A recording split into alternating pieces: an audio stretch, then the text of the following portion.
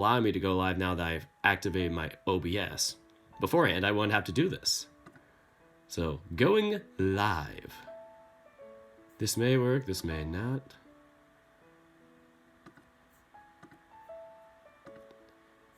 Alright, says I'm live. So, now I'm officially live. Welcome back, everybody, once again. Dirk the Red Panda here with Tennis Ace. So, let me test out the stream and see if it works. Like the comment dialogue, I mean. So far I need to change that, since it's a new dialogue box or whatever. I am popping out the chat, so I'm going to copy and paste that URL in again. And then restore chat. Yep, there we go. Chat's restored, so hang on guys while I edit the chat box. Ah, there we go. Will this do anything? Maybe. Okay, it's doing something. Normally when it does this, it will restore itself. Yep, perfect. Sweet, that went a lot smoother than I expected. I was nervous that I was gonna just completely just mess up or something, so we are perfectly live now, and wow. This is so fancy looking, to say the least. Like, they changed things up. Yikes. So, to the regular YouTube viewer, it's gonna just be a normal video. So, now it's giving me an air button, even though it says I'm still live. Oh, the fun of YouTube streaming. YouTube is not receiving enough video to maintain smooth streaming. As such, viewers will...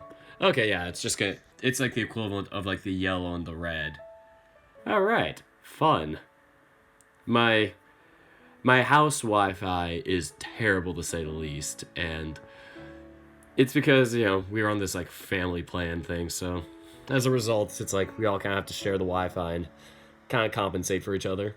So, hello to everybody that has popped up. Wow, this chat's so much longer now. Like, beforehand it only showed like maybe 10 lines tops, now it shows like twice as many, and I'm like overwhelmed. Oh yeah, so if anybody doesn't know, we are doing Keisuke's update this month. Shuichi's was 2 months ago. No, Shuichi's was last month. Jeez, it's been so long. Shuichi's was last month. June's was 2 months ago, so we're gonna do Keisuke's, and then on deck will be June the next time that comes out. So, seeing if I missed anything else.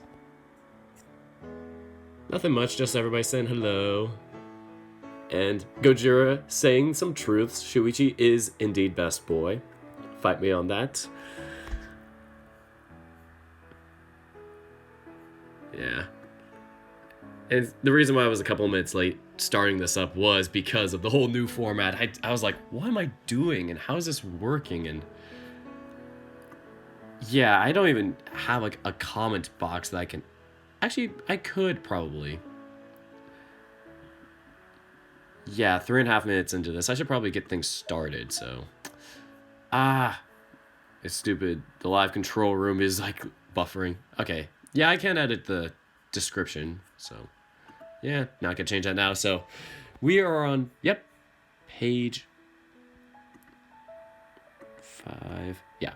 We are on page 5 here, so we are at the end of day 15, starting up day 16, so... With all of that out of the way, let's get into the reading. Yeah, and I'm sorry if the stuff is all acting slow. I'm gonna try and do it through my Ethernet cable for like the Wi-Fi, so hopefully this doesn't change anything. Okay, so, but yeah, like I said, I have a very slow output. It's like 12 megabits per second or something like that. Yeah. I know the value is 12, and normally you want something like 30 or 20 or something bigger than that, so... Not the strongest. So anyway, for some reason, the thought of that makes me really happy. Day 16, let's get it.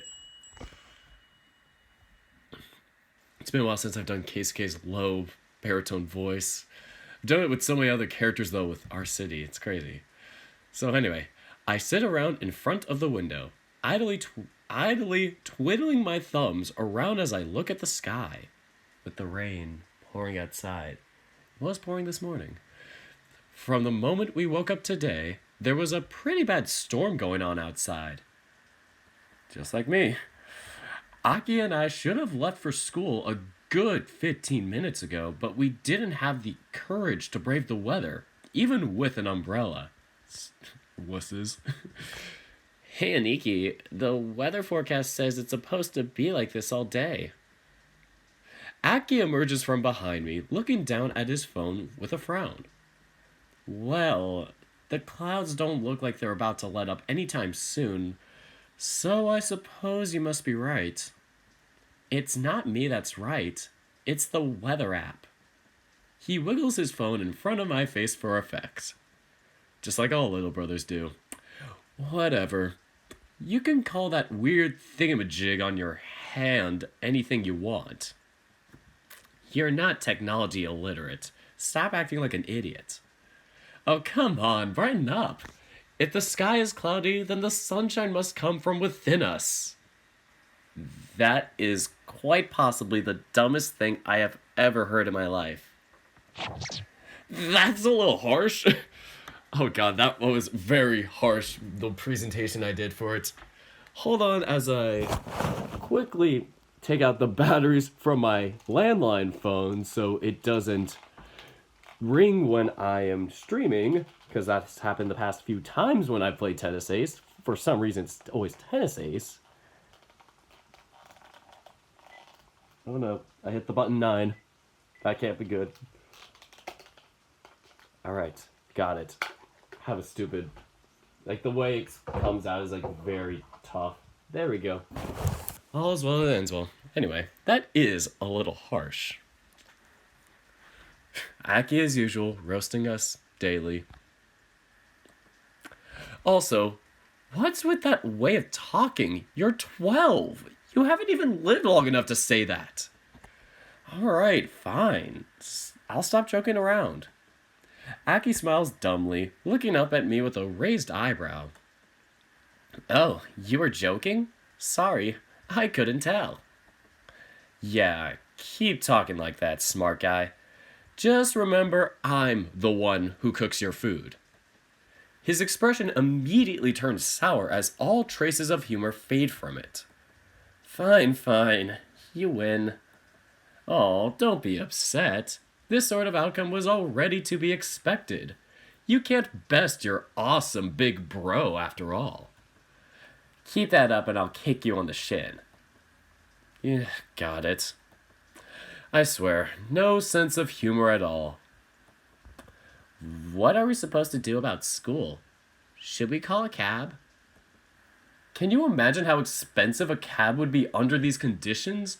Those guys will probably be charging ridiculous premiums to go out in this rain. That's true. So, are we just going to have this wait. That's true. So, are we just going to have to miss class today? Unless you want to go outside in this rain, then yeah. If you do decide to do it, let me know beforehand so I can have popcorn at the ready. Don't worry, I'll toss you outside to see if it's safe first. Hey! Aki chuckles, walking up to and throwing himself on the living room couch, opening his bag and grabbing a textbook from inside.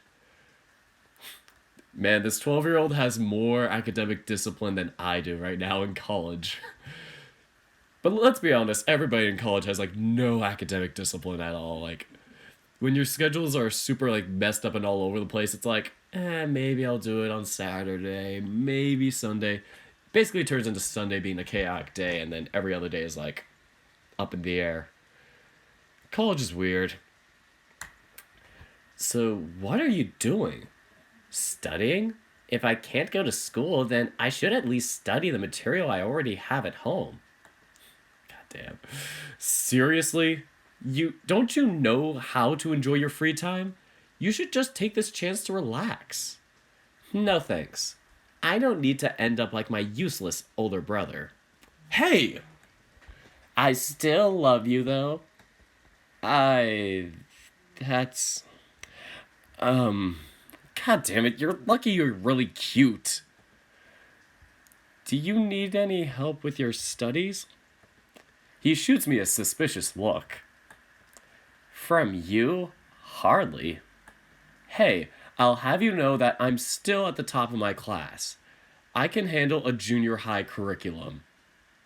Wait, you're still at the top of your class? What?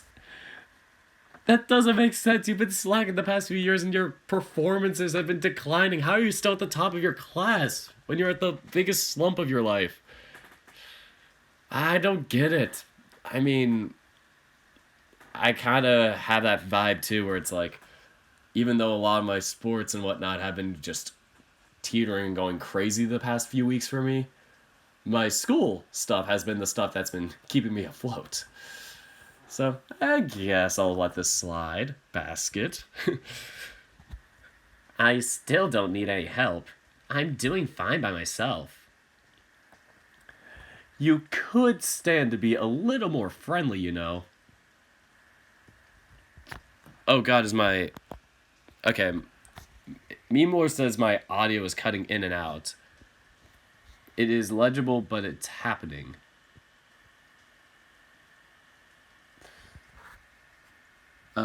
Seeing if anybody else noticed it, but maybe it's the format. It's probably also the low output rate, like I said. Terrible output as a whole. So, yeah. If it sounds like I'm kind of cutting in and out, I can always re-upload this video, because I'm recording it too, so... Yeah, that's how it goes, though. I mean, if I did this somewhere else with, like, really good Wi-Fi, maybe. But yeah, I agree with Brett. He is a prodigy. Like, I swear to God, like, I knew somebody like this, where it's like, they were, like, very academic and, like, I forget where they went, though. It's like, they went to, like, an Ivy League or, like, Berkeley or something, like, very smart and prestigious. And then their little brother is, like, still going to high school now, and he's, like, a genius, like, a mad genius. I wouldn't say mad, but, you know, he's, like, probably one of the smartest, like, freshmen that I ever knew. But it was one of those things where I was just like, how do smart people have even smarter, younger siblings? But, jeez. Being the youngest, I really feel like I let myself down for my older brother. Yeah, anyway. So it's still cutting in and out. Yeesh. So, yeah, I am on my Ethernet cable. Maybe I can try and change it back to my regular Wi-Fi.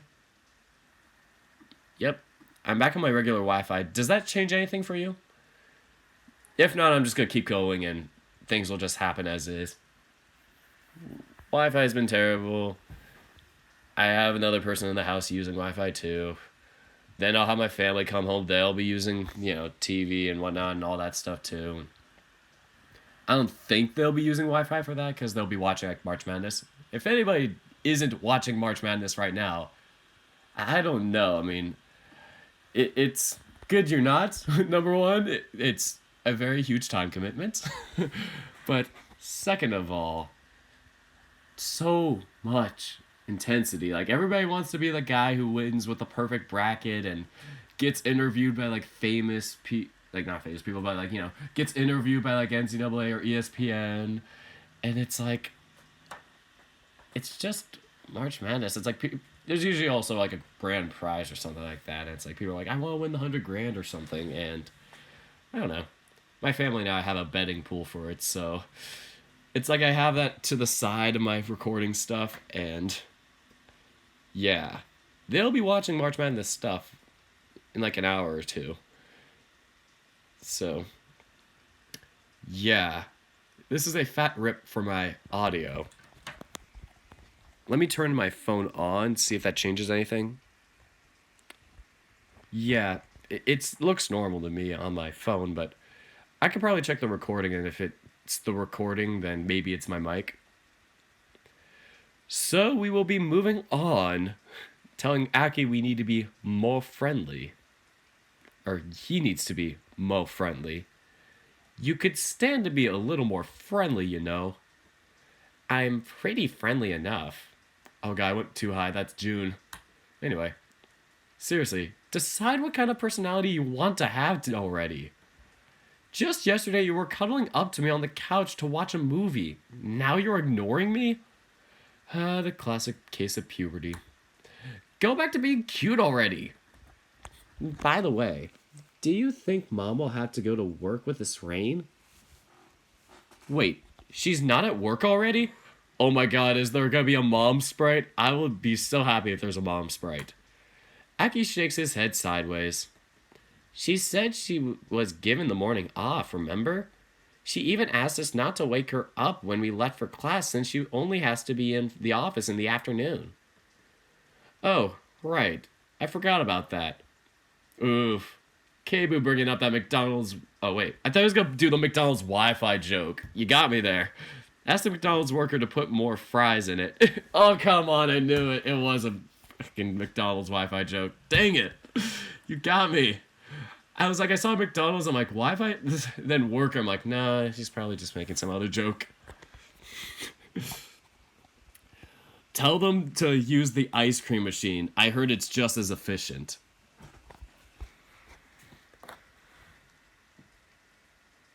Yeah, it is probably the stream itself, and like I said, it's a new beta format.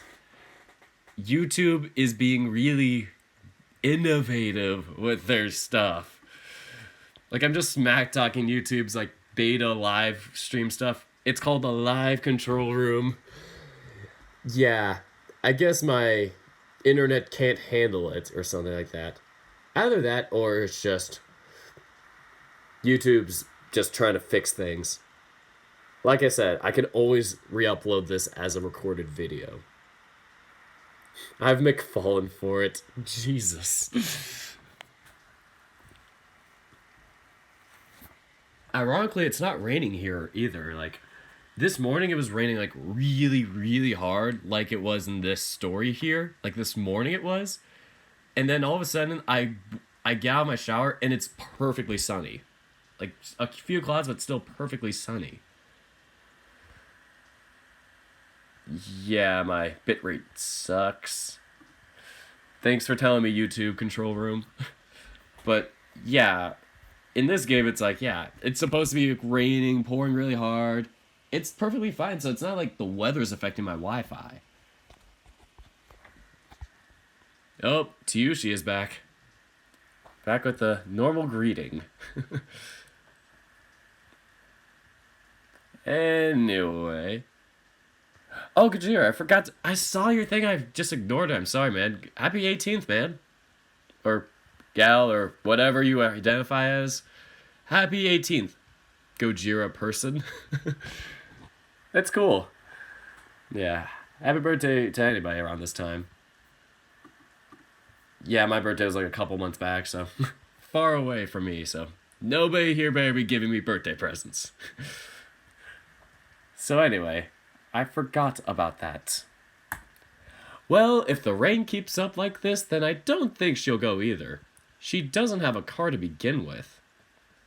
I guess you're right. I'm always right. Let's not exaggerate.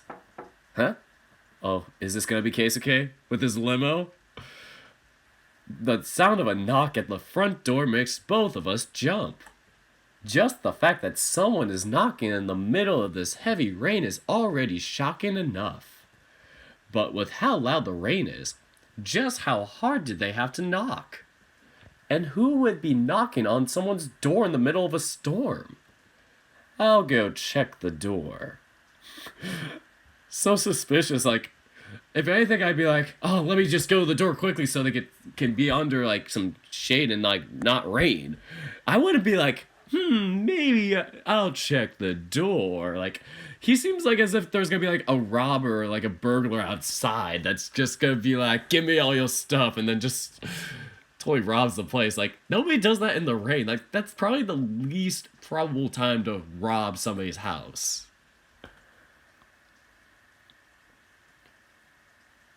You're on spring break? Man, I'm starting my spring break like this coming week, but two of my three classes moved their midterms till after the spring break, and it's like killing me because I'll have to study all week. So I won't really get a spring break. It's not even during like actual like Easter season and whatnot, so it's a whole mess, and then lots of things going on in April. So anyway, you never know nowadays who's gonna rob when.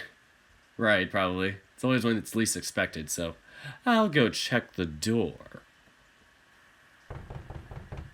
Okay, the knocking gets more intense as I get close to the door.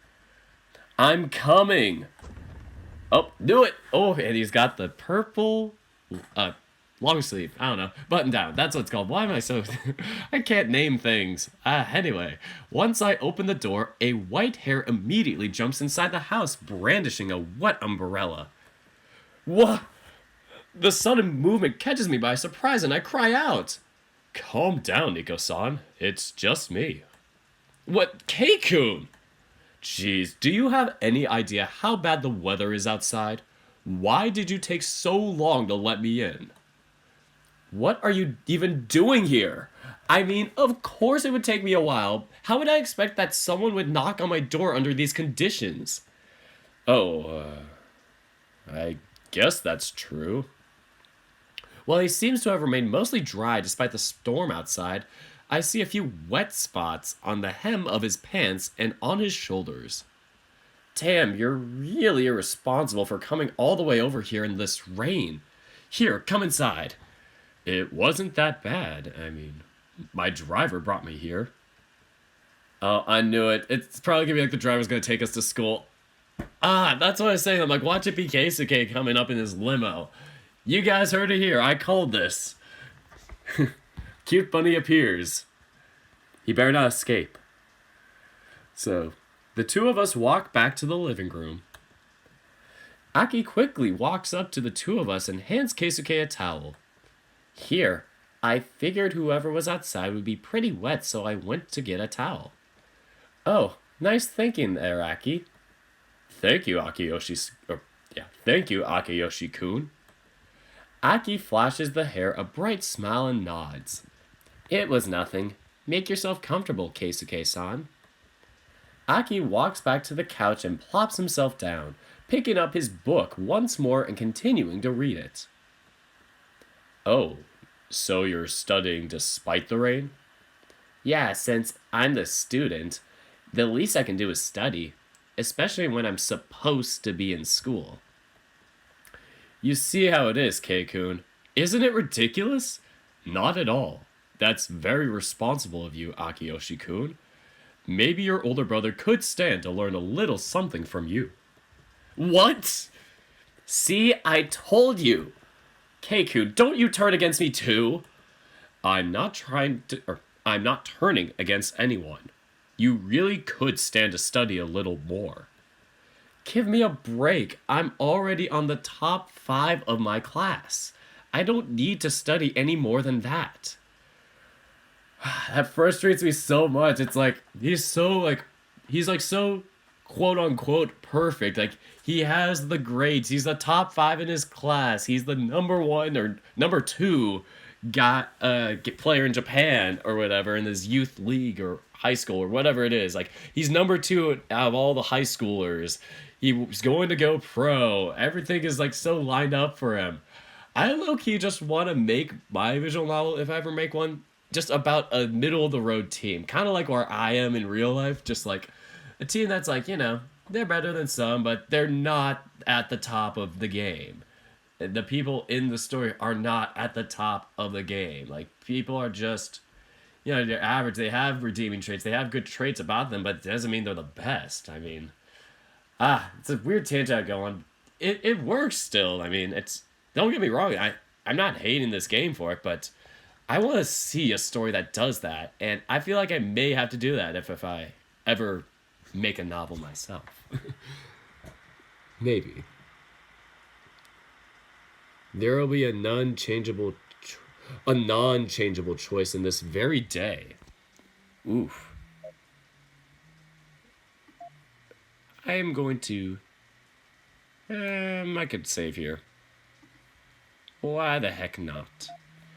So I'm going to save there for this non-changeable choice. You're giving me some very suspicious vibes here, Keibu. I don't know. I'm not sure if it's going to be something where it's like an easy one where you're like, I know the answer, or it's going to be something very vague where you're like, if I choose the wrong thing, I won't end up getting in a relationship. It's so much worry. Anyway. Thanks for the anticipated worry and anxiety. So anyway, give me a break. I'm already on the top 5 of my class. I don't need to study any more than that. If you can do that well despite studying so little, then shouldn't you try to aim a little higher? What are you, my mother? No, just someone who worries about you and your legendary levels of laziness. Good luck getting through to him. He already ignores me, Mom, Shuichi ni, and Saya ni. Seriously? How many people do you already have on your case over this? I don't want to talk about it. Good grief, you're impossible. Keisuke shakes his head with a sigh as he towels himself. If you made a novel, yeah, like I said, it would definitely involve volleyball in some way. Like, even if I fall out of love with it somehow, like, it's like a very good thing to have. Like, I feel like if I had to make a novel, it would somehow be involved around kind of the struggles of being a student athlete and just kind of how stressful it is. So it ain't gonna be all sunshine and rainbows, to say the least. But, and on the next day, there will be Alex. Oh, I love you, Keibu, for that. Oh my god. Anyway, getting too excited for that, so. Anyway, upon looking a little closer, I noticed that he was actually a lot more drenched than I initially thought. The undershirt he wore underneath his jacket was clinging tightly to his chest, making the muscle definition below very visible. Despite his somewhat frail-looking constitution, Kei-kun's body was very well built from all his years as a tennis player. Just like how my body has been well built from all these years as a volleyball player. It's a common theme with athletes. We'll eat like shit, and then somehow we'll still have reasonable bodies. It won't help our health at all besides that, but we'll look okay. It's a term called dirty bulking, and it's definitely something I wouldn't recommend. Some people do it. Not all, though. There are people that's like they're really health conscious as athletes, and I give them props. Anyway, he might not have as much muscle as Shuichi or me, but he still had a very good looking body. Okay, there we go. There we go. We're getting more sensual. Is something the matter, Nico? Keikun seems to catch me staring, something even I hadn't realized I was doing. Once my attention was called to it, I immediately looked away, my face feeling oddly flushed all of a sudden. Finally, we're getting feelings for him. It's like June and Shuichi, it's like around this time, Shuichi was earlier. It was like day 14 we were like hitting the feels for him, maybe day 15. But June, I think, was around this time. And in Keisuke, we hadn't shown any true feelings like that for him. Maybe 2 heartbeat moments. I could be wrong, but yeah. It's hard. It's been so long since I've done Keisuke. Anyway. It's nothing. If you say so. Thank you for the towel, Akiyoshi-kun. It was very helpful. Aki lifts his arm, flashing the hair a thumbs up and making Keisuke chuckle. By the way, I asked this right after you came in, but you didn't really respond to me. What are you doing here, Kei-kun? Shouldn't you be at school? That's actually why I'm here. I know most of you guys walk to school. Saya-san and Urata both tend to go quite early just like I do, so they had already arrived before the rain started. But I started thinking about you and how you usually leave for class around this time. I realized you and Akiyoshi-kun might be stuck here, so I decided to call for my driver and come by. So, wait. You came over to pick us up for school? Exactly. Aren't I a genius? Once again, what are you, my mother? Mr. Genius, I think we're going to have a problem. Aki chimes in from the couch. The two of us look over at his direction and see him looking down at his phone with a frown. The weather report just got updated. The storm has been classified as a weather hazard. Classes are being canceled and people are being advised to take a shelter in whatever building they are in. Whatever building they are in. What? No way. It's true.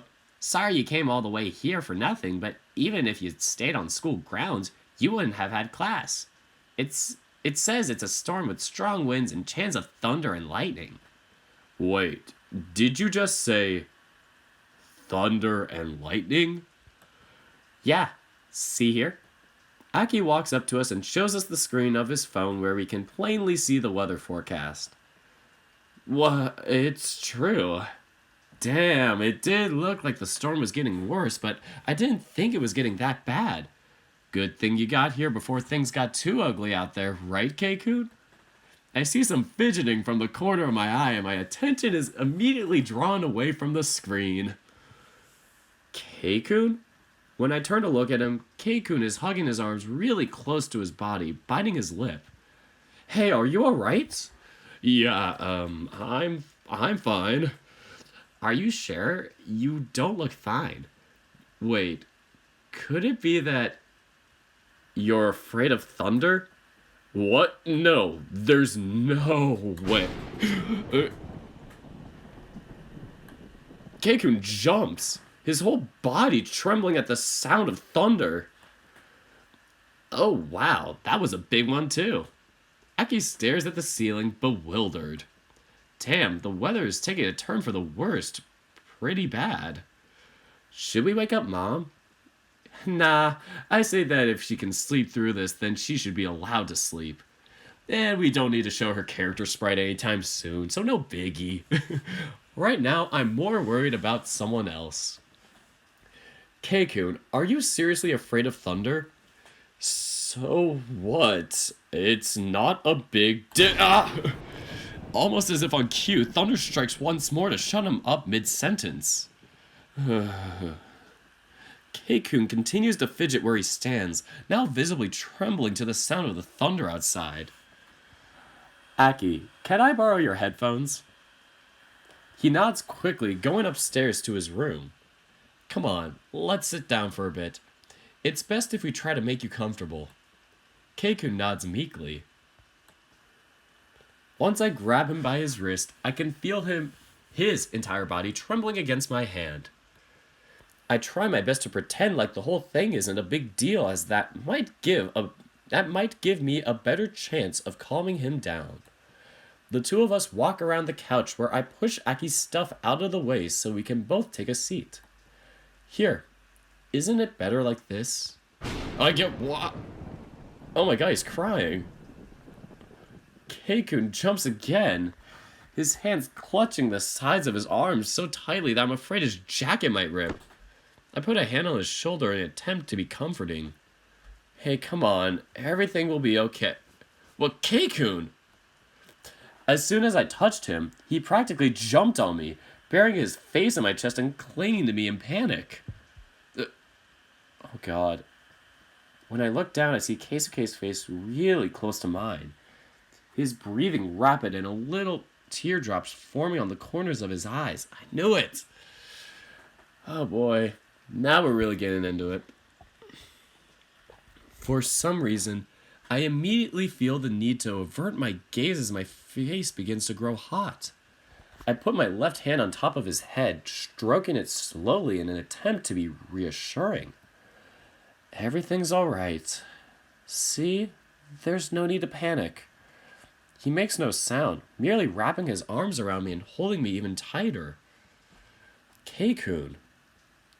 It's like he's not even listening to me right now. Is this why you asked me to go get my headphones? Aki then comes back downstairs, putting both of his arms on top of the sofa back and leaning his chest forward, looking at us. Shut up. He shrugs, handing me a pair of surprisingly bulky earbuds. Like noise canceling headphones. Anyway, wait, why are these so huge? They're like twice the size of regular earbuds. I bought these about 2 years ago when you started bringing girlfriends home all the time. Oh my god. Aki, you're so savage today. God damn. They're noise canceling. Haven't had to use them in a while though. Holy god. Damn, Aki. Even as a 10-year-old, you're 12 now, but as a 10-year-old, holy crap, you knew about that? God damn. What? Oh. Oh, God. The implications of that are... Sorry. He shrugs once more. It's cool. I just need some peace and quiet. That's all. Alternatively, you could have just mentioned it and I'd have... Actually, never mind. I wish I had never learned of this in the first place. I plug the headphones onto my phone and start playing some music. Then I slip them into Keisuke's ear. Immediately, the shivering begins to subside a bit. I imagine that since he can't hear the sound of the rain, he's beginning to calm down a bit. Nico-san? Hey there. You feeling any better? He nods meekly, his face rubbing against my chest as he does so. Oh man, this would be good as a CG. I can barely hear you. That means the headphones are working. Keikun turns to look at Aki. I half expect him to jump away from me when he notices Aki here, but Keisuke stays put where he is. Thanks. Are you alright? You seem really out of it. I don't like thunderstorms. He nuzzles my chest once again, continuing to cling onto me tightly despite knowing Aki is here. You're lucky you came here before the thunder started then. People would really tease you at school if they saw this. I make an attempt at humor and try to alleviate the situation. I think you'd be the one most lucky to tease him in the first place. Or the one most likely to tease him in the first place. And it gets promptly shut down. If you don't mind me asking, how do you even deal with this at other times, Keisuke-san? Oh, jeez, that got me too. The sound of thunder echoes once more, but Keikun doesn't seem to have any reaction to it this time. I tend to lock myself in my room and just listen to music until it passes. Aki mouths a silent "oh," looking down at the hare's meek figure with worry. What about when you're in public? You can't shut yourself out in public, can you? I use bathrooms. Just then, the image of a scared Keisuke attempting to silently sob while locked inside a bathroom stall comes to mind. And it breaks my heart. I wrap both my arms around him, hugging the still shivering hair closer to my body. He reacts with a meek yelp before hugging me tighter too. Thanks. Aki stares at the two of us like that for a few seconds before stepping back from the couch. Well, I'm gonna gather my things and go up to my room and study if you don't mind. Sure. If you're already done by then, how about we all have lunch together? Alright. Aki quickly picks up his books and bag and carries them back upstairs, disappearing from my sight without another word. I focus my attention once more on the white hair I have in my arms. You all right there? He nods, not bothering to look up or say a word. At least he's not shaking nearly as much as he was before. Still, afraid of thunder, huh? Even though I can see it right now, I still have trouble conciliating Never heard that word. I still have trouble conciliating that idea with that image I have of Keikun in my head. By the way, I don't want to be a bother, but didn't you say your driver brought you here to pick us up? He nods once again. Wouldn't that mean he's still waiting for us outside? Ugh. He pulls the headphones out of his ear and fishes his phone out of his pocket. I can see a few idle twitches here and there as he starts hearing the sound of the rain again, but he remains more or less composed. Maybe holding on to me is calming him down a bit? I certainly would like it if it were the case. Hello? Isage? I just found out that classes are being canceled for the day due to the storm, but it's been declared dangerous to go outside. You should probably come in too. I'm assuming that's Isage, right? Or Isagai? Or I think it's Isage. Or no, if it's like Shanghai, Isagai. Yeah, Isagai? That sounds the most fluent to one to me. Just for future reference. So, what? No, I'm not going back to the estate in the middle of this storm. Because it's unsafe. No, it wouldn't be a bother if you came inside. Fine. Fine, just seek shelter, okay? Don't wait around for me outside. I'll call you to pick me up once the storm's gone. He turns off the call and drops his phone in the coffee table next to us, sighing. Keisuke hesitates for a few seconds before putting the earbuds back in his ears. Is everything okay? Proper vodka can be produced from this stream. Why? Because it's just so shaky? I don't know. I don't know. That joke went over my head. Gojira says this stream is a French fry, the limp, soggy kind. God damn, man. That's so weird. It's like, it's cloudy, but it's not really like that windy at all or raining.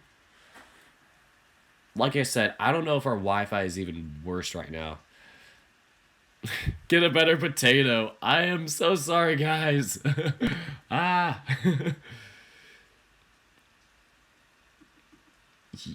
It says I'm at 1705 for the bit rate.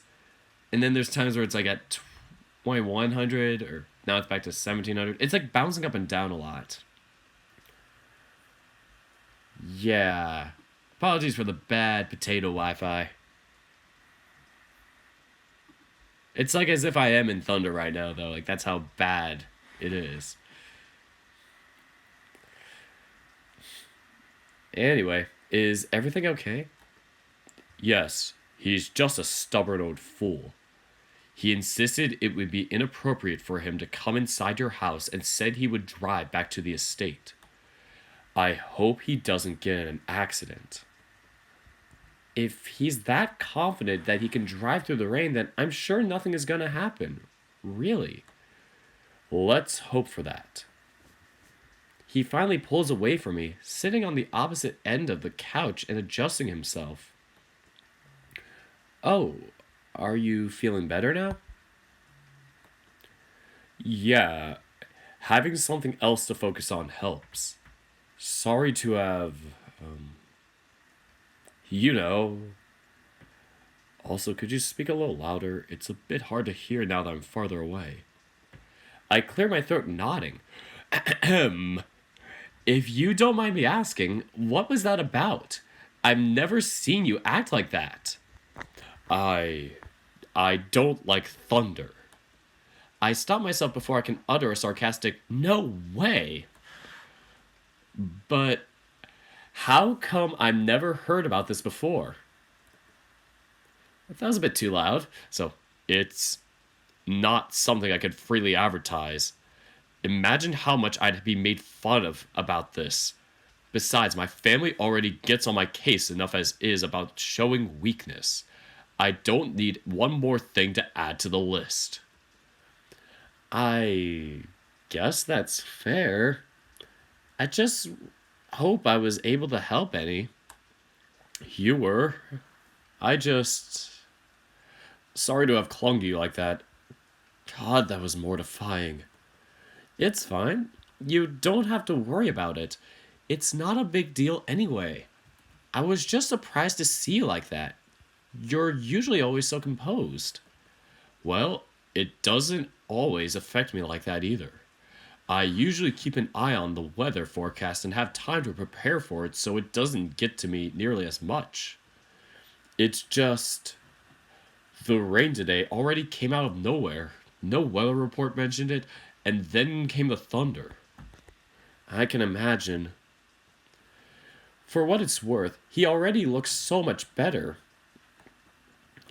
He doesn't dare to take the earbuds off, but he's now sitting and talking to me much more normally than before. I feel like Akira's making fun of my terrible Wi-Fi, and I'm offended. No, I'm kidding. But yeah, it's been very. Yeah. Yeah, make all the jokes you want about it. It's like I have no it's like I have no shame in it anymore, like right now. Like I need to find some kind of better plan or something that I can do it, or maybe a different location I can film or do this. Cause right now it's like, yeah, I ain't gonna work out with this, or at least it'll be like this for a while. I don't know. Maybe it's just this one time. But like I said, I'm doing my best.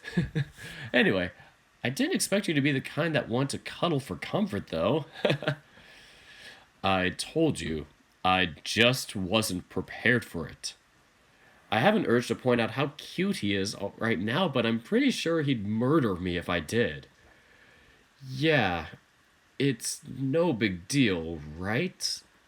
Right. Even if it was unexpected, I have to admit that I kinda liked seeing this more vulnerable side of him. Keikun can be really cute sometimes. How long have you had this problem? Ever since I was a little boy. Not many people know about it, though. Sorry we ended up finding out. It's. Fine. If it's you, then I don't mind it much, I guess. Aw, I feel flattered. Yeah, whatever. I wish Akiyoshi-kun hadn't seen me like that, though. Don't worry, Aki's not the type to tease about it or tell others. I know that, but it's still embarrassing to know he knows. You worry too much, and you worry too little. And what are you going to do now? Hang out here until the rain passes? Probably. Sorry for the intrusion, by the way. You're saying that now? After you already barged into my house without saying anything? You have a really weird sense of timing, Keikun. It's no bother. I like having the chance to spend more time with you anyway. The North Koreans have gotten to me. Jesus.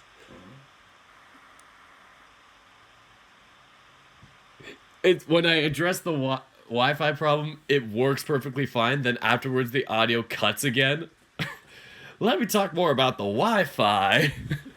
Jeez, that's a funny coincidence. Like I said, I have no real clue of what the problem is, other than my house just having terrible Wi-Fi. Period. Normally, it's not this bad, I don't think. So, thank you. I'm happy to hear. Is there something you want to do? I have a few games we could play. I really don't recommend using devices plugged to the wall in the middle of a thunderstorm. Oh yeah, that's a fair point. In fact, now that I think about it, I should probably start unplugging the stuff from the wall until the storm passes. You're a bit paranoid there, guys. I normally don't do that. If anything, I'm on my computer or TV or whatever.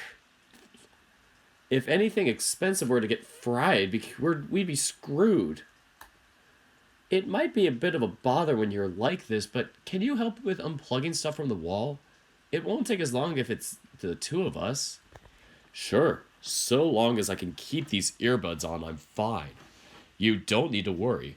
Although you might have to speak a little louder if we're far apart because I'm barely hearing you as is.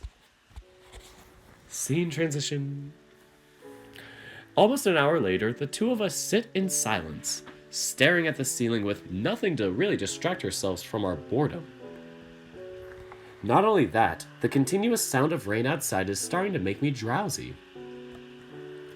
I'm already sleepy enough as this time of day without rainy or wait. I'm already sleepy enough at this time of day without adding rain to the equation. At least I eventually got my phone back from Keikun and had him plug his own to listen to music. Man, I'm bored. Why don't you use your phone? What am I supposed to do with my phone? We shut off the Wi-Fi modem, remember? Then just use your data plan. I don't have a data plan. If I did, don't you think I'd already be using it? Oh, that's fair. Do you want me to make a hotspot for you with my phone? Nah, it's okay. You don't have to waste your data on me. Aw. I'll give you my data any day. I have unlimited data. I have unlimited data. That's not going to be an issue. Wow, seriously? Aren't those plans like really expensive for a high school student? The hair merely stares at me without a word, suddenly making me feel really stupid for what I just said. Oh. Right, I forgot. It's alright, Nico-san. So, do you want me to make a connection for you? Pass. While the idea is tempting, if you're sitting right next to me, I'd rather us do something together. Then why don't we? What exactly are we gonna do with everything shut off? Cuddle in front of a fire and watch a romantic movie? Why would you mention something like that in the first place? You were clinging to me really tightly a while ago. Maybe you'd like... Ow! I get promptly punched in the shoulder before I have the chance to complete my sentence. Jeez, Saya-chan is being a really bad influence on you if you're doing this kind of thing now. This is what you get for saying really embarrassing things like that. It was just a joke. You didn't have to take it so seriously. Oh, now he's going silent on me. Hey, come on, I didn't mean to mock you or anything like that. I really didn't mind it much. It was kind of pleasant even. Pleasant? Yeah, you're pretty soft, so it felt nice. Soft? What's wrong? Why are you acting so weird? I'm not acting weird. Yes, you are. Your voice has gotten so high and squeaky that you almost sound like a dog whistle. Weirdo? Do you think the rain is gonna pass anytime soon? Doesn't seem like it. It's still coming down pretty hard. Yeah, it really sucks. I should probably follow Akiyoshi-kun's I started saying that in Nico voice. I should probably follow Akiyoshi-kun's example and study right now. Ew, there are way better ways to use your time off. It's not time off though. Not really. We were supposed to be in school today. It's just the weather that got in the way. Come on, man. You can't be that uptight about things. Live a little for God's sake. I really don't need to be hearing that from you. You barely ever study in the first place. And yet, I still place really high on my exams. That's one thing that annoys me to no end. What was that? Nothing. I agreed with you. I blink a few times, staring dumbly at the hare's face. Every now and again, I catch him doing the exact same thing, mumbling incoherently to himself when people say things to him. Just like me. Man, Keisuke is relating so hard to me. Man. Who can relate? Woo! Anyway.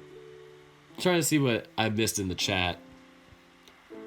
Why don't they all kiss? Or why don't they kiss? We all want them to kiss. I thought I was gonna say, why don't we all kiss? Oh my god. Dirk, get in there, make them kiss. Oh man. Jesus Christ. I'm not reading that, Dirk, man. I mean, yeah, Meme Lord is right. Keisuke did kiss us on, like, day 13, like, on the cheek as, like, a little French courtesy peck or something like that, but it wasn't a full kiss thing. Like Matt the Legendary Shiva says, do it for hashtag do the full kiss. Oh my goodness. It would suck to live in that place in Venezuela at lightning and thunder all the time with a fear like Keisuke. Thought I was gonna go political for a second because of things, but yeah. It does get pretty tropical around that area. Cuddle the bunny.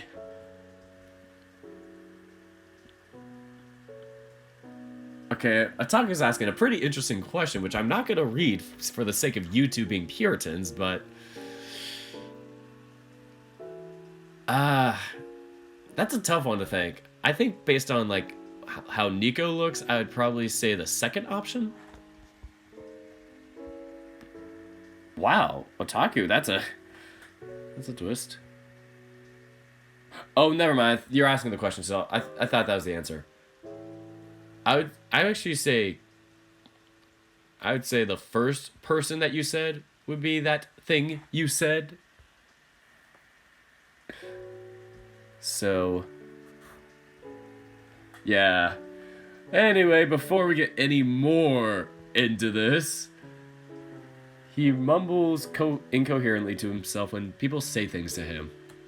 I can never quite get what he's saying, but I always get the feeling it's not exactly very kind things. Maybe it's like a Tourette's or something like that, where it's like you like keep saying obscenities or whatever by accident, or it's like you can't really control it. I don't know. Just a guess. So you're actually going to waste your time off and try to study? Do you have to frame it as if it were a bad thing? I feel judged. I do. And I am totally judging you. Whatever. Can I use the desk in your room to study for a bit? Oh no. Let me clear my desk off. Clears history. Sure. I can help you. What? Help me? I thought you didn't want any part in it. I mean, don't take me wrong. I still find the idea super boring. But at the same time, I have nothing better to do, and I feel it might be at least a little fun if I help you study. I mean, I've been tutoring June lately, and it's pretty funny to see him getting worked up over stuff. Oh, that's cool. I'm actually really happy that even though we're doing the Keisuke route, we're still tutoring June. And I hope that's the same case for Shuichi. Like, I don't want it to be just a June or Keisuke exclusive thing. Like, that would suck. It's like, oh, I'm dating Shuichi a lot. Now I can't help June. That'd really kill me, because, like, I really love Shuichi's roots. And it's like, it hits me in the feels, and, like, I know June's is the canon, but, it's like, I always like imagining Shuichi's as canon. It's my personal canon for a story. I love all these roots, but I had to keep putting Shuichi's first, because, damn, I'm getting to the end of my season for volleyball, and it's like, we only have, like, 4 or 5 weeks left, and, no, it's just making me sad, because I may never play after that again. May not make another competitive, like, collegiate team like that ever again. Maybe I could do club or whatnot, but nothing as serious as this ever again. We have a game tomorrow, too. It's like, it's gonna be so nostalgic, because last year that was where our last game was. Good times.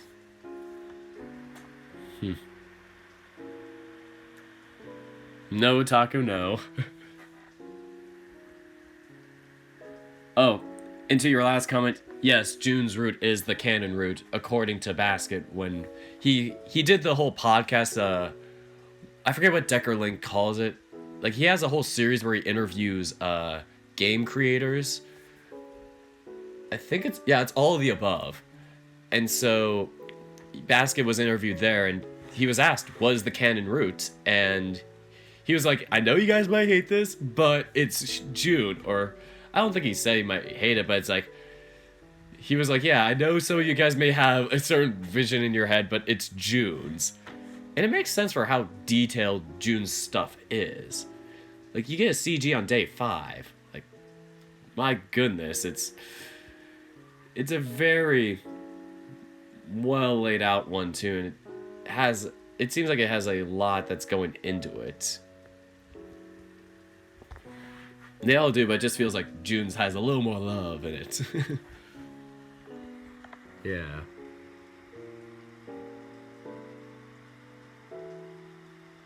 Alright. All the above in the life of a red panda. Yep, this is my all the above, doing all the routes on Tennis Ace. Oh, none of the routes are canon anymore, so you could definitely imagine the Shuichi route as canon. One, as the canon route was only June in the original script. Interesting. Did he do like another interview with somebody else or post that on Twitter? Because I haven't found that on his Twitter or anything else. Just because it's the canon route doesn't mean you have to make it the route you choose or what it's canon in your head. Canon just means that's what the creator intended. Like, that's what the creator would believe in his or her mind or their mind. So,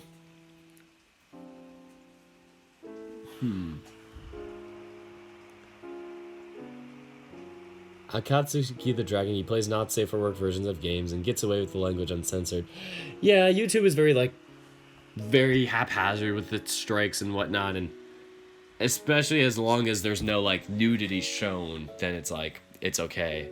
But the thing is, it's like if you have a little bit of cursing or whatnot, as long as you're not a kids channel, it's like, yeah, okay. But as long as you're not showing any very sexually descriptive stuff, or like as long as you're censoring things like that and not reading very sexual dialogue, then you're pretty good.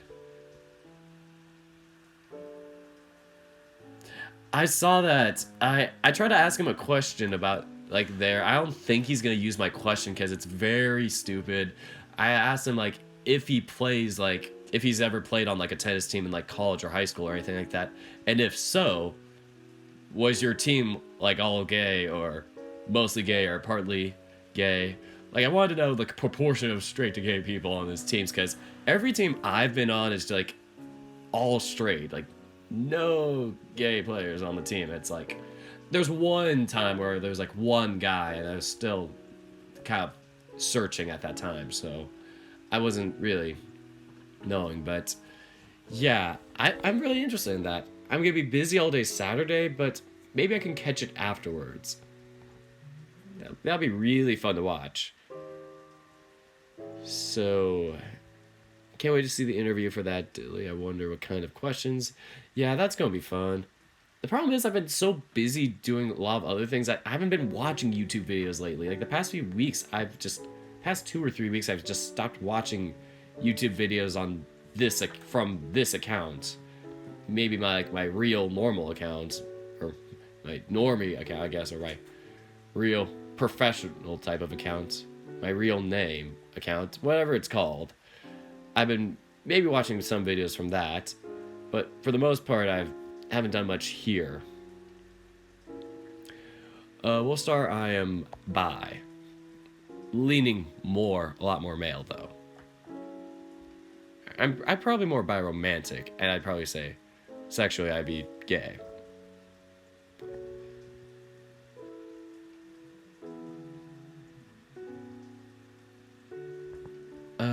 My question was about voice acting. Oh, that's cool. Oh, yeah, I think I saw that, because you're, like, wondering if they're ever going to voice act it. That'd be pretty cool. I don't know if I'd ever do it. I feel like I'd have to get back into reading it again. Or if they had auditions for it. I don't think they will, because it seems like it's purposely meant to not have voice acting, kind of like Tennis Ace is purposely not meant to have, like, a voice acting thing. some games do, and it's like they know like, okay, we'll have like auditions or whatnot, or you can do a stream or whatnot. But yeah, for the most part, games are like visual novels tend to just leave it up to YouTubers or whoever wants to read it out loud can, and that's the fun of it, kind of. You get to kind of play your own roles with it.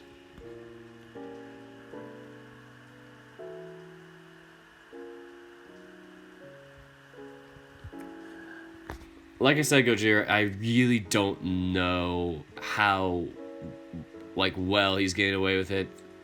Sometimes smaller YouTubers go unnoticed, and yeah, others get really caught easily. Like I said, it's very haphazard. Like they're very on me with like the copyright stuff for like the echo music and the Adastra music. Like one of my biggest videos that I had on here with like 4,000 views or something like that. I forget what it was, but ended up getting a copyright strike for like the music, and that was the first Adastra episode. And so did the following 2 episodes of Adastra had copyright claims for the music. And I didn't want to take those out because it's like it's embedded in the game and I'm reading over it. I just don't know how to fight it, and I feel like I could, but it just feels like it's very convoluted, and I'm not making any money on anything on any of my videos. I'm not opening that up at all, so what's the harm in that now? Like, I'd make sure my games are like royalty-free music, or I don't know.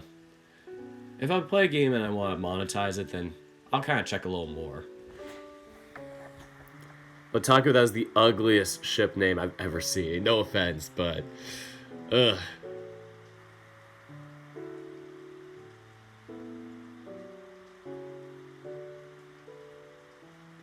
I'd say Dichi is a better name.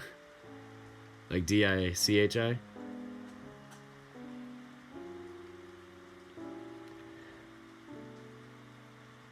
Anyway, I'm going to get back to the reading, because yeah, I don't want to delay you guys any longer. We're an hour into this. The music for the dream sequence, it's royalty free, and Hallie is taking it out anyway. Wow, didn't know that, lad. So anyway, back to the story. Especially math, because this is about June. Man, he's really terrible at math. That is very true. Dirk ruining YouTube. Heck yeah. I wonder if I'll be able to see another cute side of Keikun by doing this. No, I don't need you to help me. Come on, I might be a lazy bum, but I'm at least decent at this. Besides, I'm your senior. I've seen all the things you're studying already. That's not the issue here. Nope, I don't care. Come on, I'm gonna help you study. Well, Nico-san. I grab the stubborn hair by his wrist, dragging him upstairs, kicking and screaming towards my room. Once we're inside, I turn on the lights, pulling up a seat for Keikun on my desk. And that went one direction and ended up in another. Come on, stop pouting. It's no big deal. I'm not pouting. I'm huffing. There's a difference. To be honest, I don't really care either way. You're such a pain sometimes. Yep, but I'm also your friend, so you should indulge me sometimes. Indulge you, huh? Come on, pull out your books. Pull out your books already. Show me what you're having trouble with. Keikun clutches his bag a bit tighter, looking away from me. I already told you there's no need. I'm fine studying by myself. Oh god, is this going to be the decision where we have to choose whether or not to like look into it and like keep egging him on for studying or not? Excuse me. I feel bad if like there is a decision like that where it's like keep interrogating him to study or to not, because I feel like if we do push, it can either go like it could be really helpful and we find more out about his weaknesses and help him and he's more open about it, or it could be the opposite where he's like very closed off and it's like, no, I don't want people to help me, and then shuns us away more. Who knows? Math is pretty useless. I agree. I am doing a math major, and a lot of it is just theories and just ridiculous trigonometry and calculus. So, yeah, anyway. Jeez, Keikun. Will you stop being such a stubborn mule and show me your books already? We don't have all day. Stubborn mule? Why do I get the feeling that I'm being insulted here?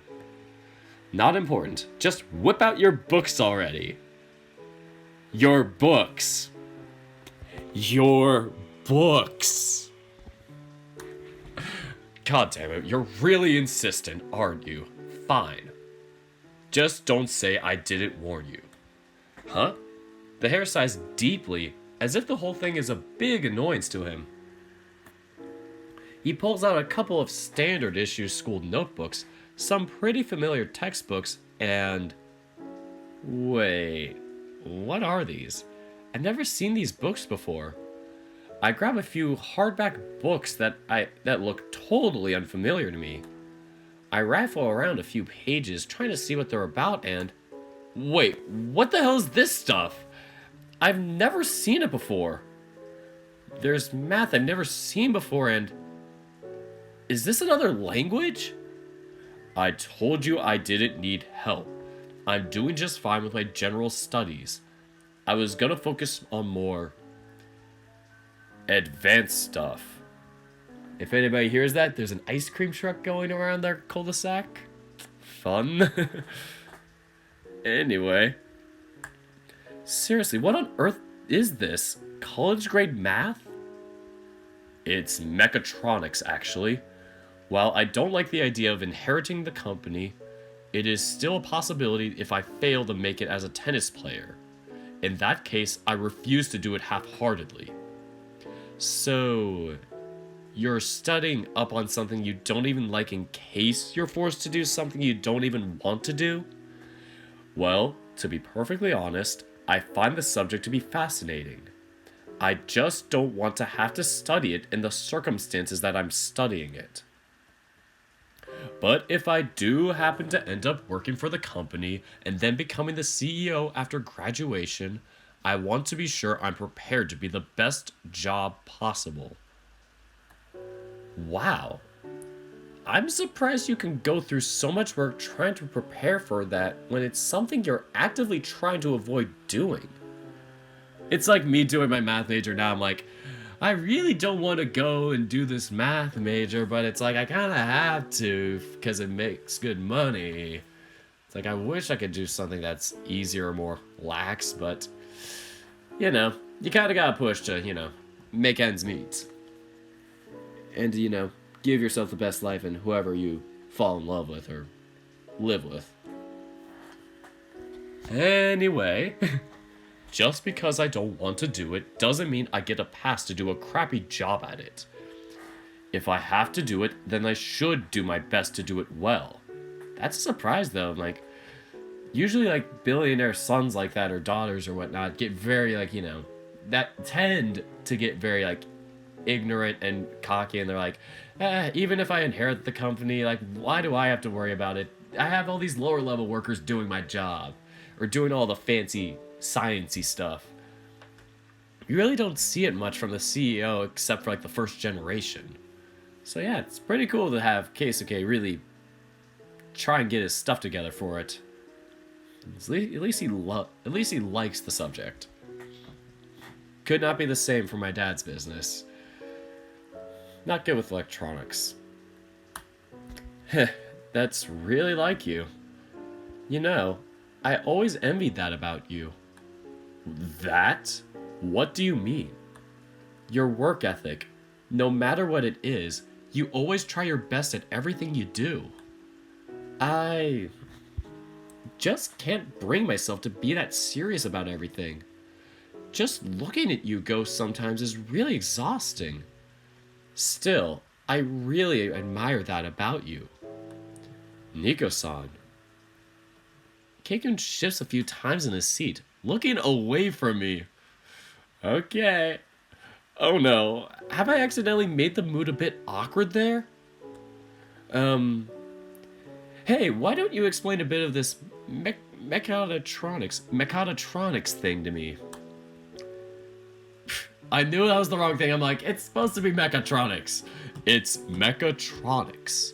And since when do you have an interest in this kind of stuff?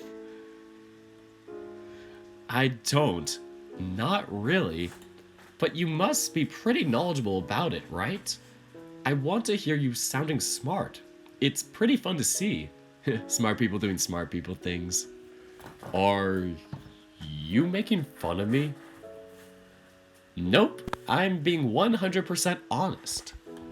In that case, you're really weird. That sounds about right. Anyways, explain it to me, please. Alright, just don't complain if it bores you out of your mind.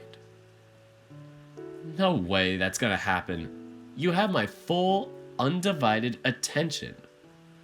We'll see about that. One eternity later, I wake up to the sound of rain outside. My eyes feel very heavy at first, and even though I can feel the fog of grogginess lifting from my mind, I still choose to keep them closed for a few minutes. Lazy bum. Then, as my body begins to regain further consciousness, I blink a few times. Turning my head on whatever hard surface I seem to have fallen asleep on, I see a figure sitting next to me. I see a mound of white fur wearing a school jacket, thoroughly immersed on a really difficult-looking book. At least judging from the fact that I can't read a single word that is on the cover. Then, as I move my head a little further, he seems to finally notice me moving.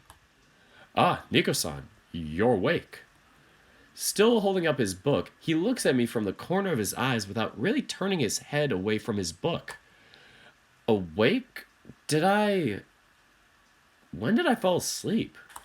The hare smiles warmly, looking down at me with a hint of amusement in his face. After about 15 minutes of me explaining mechatronics to you, I have to say, while I expected you to get bored, I didn't think you'd totally conk out.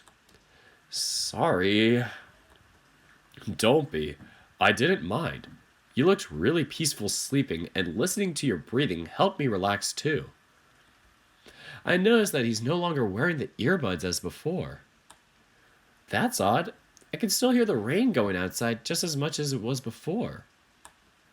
What about your headphones? It's alright. There hasn't been any thunder in a while. I took them out so I could hear you breathe. Like I said, it was very relaxing. No offense, but that's kind of a creepy thing to say. It is. Sorry. You could care about the weirdest things, You care about the weirdest things, K-kun. You're laughing? Did I say something amusing? No, it's just that only K-kun can be so much like K-kun. What's that supposed to mean? That I like the way you are. You're pretty easy to get along with once people get to know you. I don't know if that's supposed to be a good thing. Of course it is. You don't have to try and analyze every little thing that I say for implications. Although I know you'll do it nonetheless because that's just the kind of thing you do. Fine, I'll look at the chats.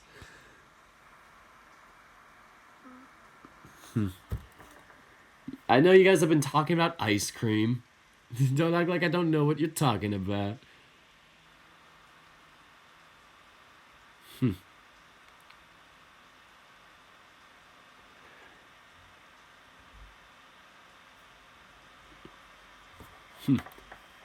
The hardest part about being dragon sexual is really hard to date.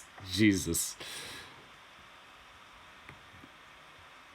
Is this going to be a confession from Nico? Let's find out. Anyway. I see. What are you up to now? That's a different book from before, isn't it? Yeah, I finished with that subject a while ago.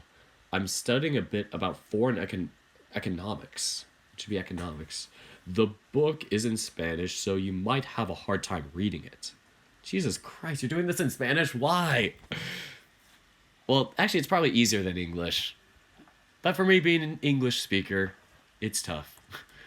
You can speak Spanish? I don't remember that being in the list of languages you told us about a while ago. That's pretty awesome. Hardly. I've been trying to pick it up, but I'm still pretty slow at it. Like I said, the only ones I have any confidence in are English and French. With everything else, I just know basics. It's really cool though you can speak English. Like, in canon, or in theory, we could talk to Keisuke. We could legit talk to him in English, and it'll be like, oh, he actually speaks our language. With these other characters, they technically can't speak our language. It makes me sad. Anyway, I've been studying this particular book for a little over 2 weeks, and I haven't even gone halfway through it yet. Isn't that really boring and difficult? Difficult, maybe. Definitely not boring, though.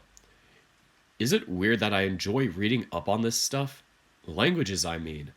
I find it really fun to learn how to communicate with new people. I know somebody like this. There's somebody on my team that does this where it's like he's really good at Spanish, but he's really into learning about cultures and other people's like cultures and whatnot and talking to people about that. It's really interesting talking to him about that. Like he knows other languages to like kind of the basics of them, but he's really good at Spanish. And he has like friends that are like from Mexico too that, he'll hang with. Like the dude's like, as white as you can get, but it's like he loves, the culture and whatnot and all that stuff. Anyway, it's just a funny thing I'm thinking about. Thinking about how it's like he'll dance to like Spanish music. It's like the whitest guy dancing to Spanish music. It's just so awkward. But it's fun. Okay, if I remember, Keisuke learned English, French, Italian, and now Spanish, and of course Japanese. Kinda interesting he's learning all the Romance languages. Yeah.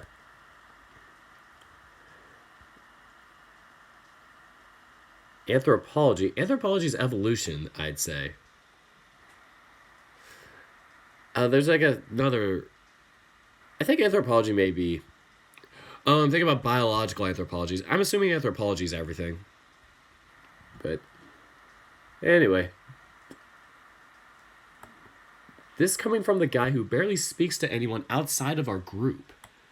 The same can be said about you, I know, but at the same time, I don't talk about how incredible it is to learn to communicate. It's just like you to make fun of me for the things I like. Hey, I might tease you every now and again, but it comes from a place of love. Oh, really? So you love me now? Just in case. Just in case. Oh boy, please don't make a decision. Oh, of course I do, thank goodness. Isn't it obvious? Got him. I, didn't expect you to answer like that. There's nothing wrong with admitting you love your friends. I love you as a friend. Oof. Don't do this to us, Nika. Why? Oh, that's so interesting. 111. Russian, Greek, Serbian, and still English. Oh. So you're not a native speaker of English. What is your native language then? So, there's nothing wrong with admitting you love your friends. Right, it's that kind of love. Did you say something? Just muttering to myself about this book. You should probably go back to sleep. You seem tired. Dude, he should do a thing where it's like he starts muttering to himself in foreign languages so Nico doesn't understand it, but we understand it as a viewer. That'd be so fun. So, you should probably go back to sleep. You seem tired. Nah, I didn't plan on sleeping in the first place. Plus, it's impolite to do it with guests over. I just showed up out of nowhere and stuck around. You don't have to fuss over me too much. I don't have to, but I choose to. Thanks. By the way, how long was I out for? About an hour and a half. Seriously, that long? Yep, it really surprised me. I was wondering a few minutes ago just how long you'd be able to sleep. That's kind of embarrassing. Oh, yeah, you should definitely be embarrassed. You're teasing me now. Yep, it's one of my favorite hobbies lately. You're a little shit, you know that? Hagen closes the book he's been reading, putting it down on the table and getting up from his seat. The hare stretches a few times, grunting. I see his shirt lifting up slightly and get a good glimpse at his well toned muscle underneath. Oh, not gonna read anymore? Nah, I've got enough studying done for now. I'd rather us do something together that doesn't cause you to pass out. I want to say that it's unnecessary, but you're probably right. I just had to check to see if it wasn't raining outside because I got so I've been hearing this for so long. It's like I forget if it what's real and what's not. It's actually partly cloudy outside, so that's fine. So perhaps Akiyoshi-kun is already done with his homework. The three of us could do something together, couldn't we? Knowing Aki, I doubt he'd be. We could still check anyway. It's not even 10 a.m. yet, so he's probably going to be holed up in his room for a while more. Never heard that phrase. How someone that's my flesh and blood could be so damn different from me, I still can't understand. Well, whatever. Just go downstairs. Let's just go downstairs before he falls asleep again. Probably for the best. And there he is. We walk down the stairs, stopping to knock on Aki's door and getting no response. When we go back to the living room, the two of us see him sitting on the couch with his phone on hand. Oh, Aki, we thought you'd be studying. Without lifting his eyes from the tiny screen, my little brother responds in a monotone. I was until a few minutes ago, but people started messaging me on my phone and I gave up. Oh, really? Who are you talking to right now? One of your classmates? Hithaka-chan. Hithaka? What's she doing talking to you? That's so interesting. It's like she's only in the Shuichi route so far, and now she's translating over to the Keisuke route.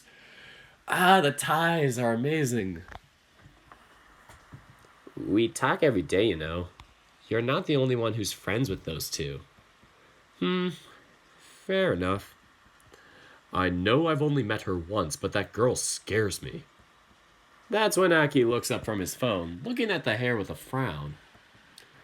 He looks almost offended. It's also so ironic, too, because we kept teasing Shuichi that Hithaka and Keisuke would team up and, just roast him constantly. Ah, that'll be so fun when they meet. Hithaka-chan isn't scary. No. I don't mean that she's literally scary. Just, she kind of reminds me of a younger Mizuguchi-san. She's also kind of mean-spirited. Hithaka-chan isn't mean-spirited. She's wonderful. Oh boy. Aki is getting more and more intense and even making Keikun shrink where he stands. Okay, Aki, calm down. We get it. You have a major crush on Hithaka. His face immediately goes red as he chokes, his eyes bulging wide. What? I don't... Nico-san, that's kind of going too far with teasing. Wait. Isn't Hithaka 16 and he's only 12? I mean, it ain't too far off, but Aki's very mature for his age. It's like the Romeo and Juliet clause. As long as you don't do it before he turns 18 or 20 in Japan, I'd say, then he's good. So, interesting. That's kind of going too far with teasing. What? I'm just joking. I didn't mean anything by it. Teasing people over who they like is a bit. Tell Hithaka-chan I said hi, okay? Aki pouts, shooting me an unfriendly glare before typing something away on his phone. Done. Anything else you want? Nah, I'm fine. Hey, since we're gonna be home today anyway, how about I make lunch for us? We can leave our lunch boxes for school tomorrow. Sure, knock yourself out. Wanna help me out? Nope. Aki ignores me, continuing to type away on his phone. Come on, Aki, you have to learn to cook at some point. You're gonna be a teen soon. Doesn't stop most people nowadays where they don't really cook at all.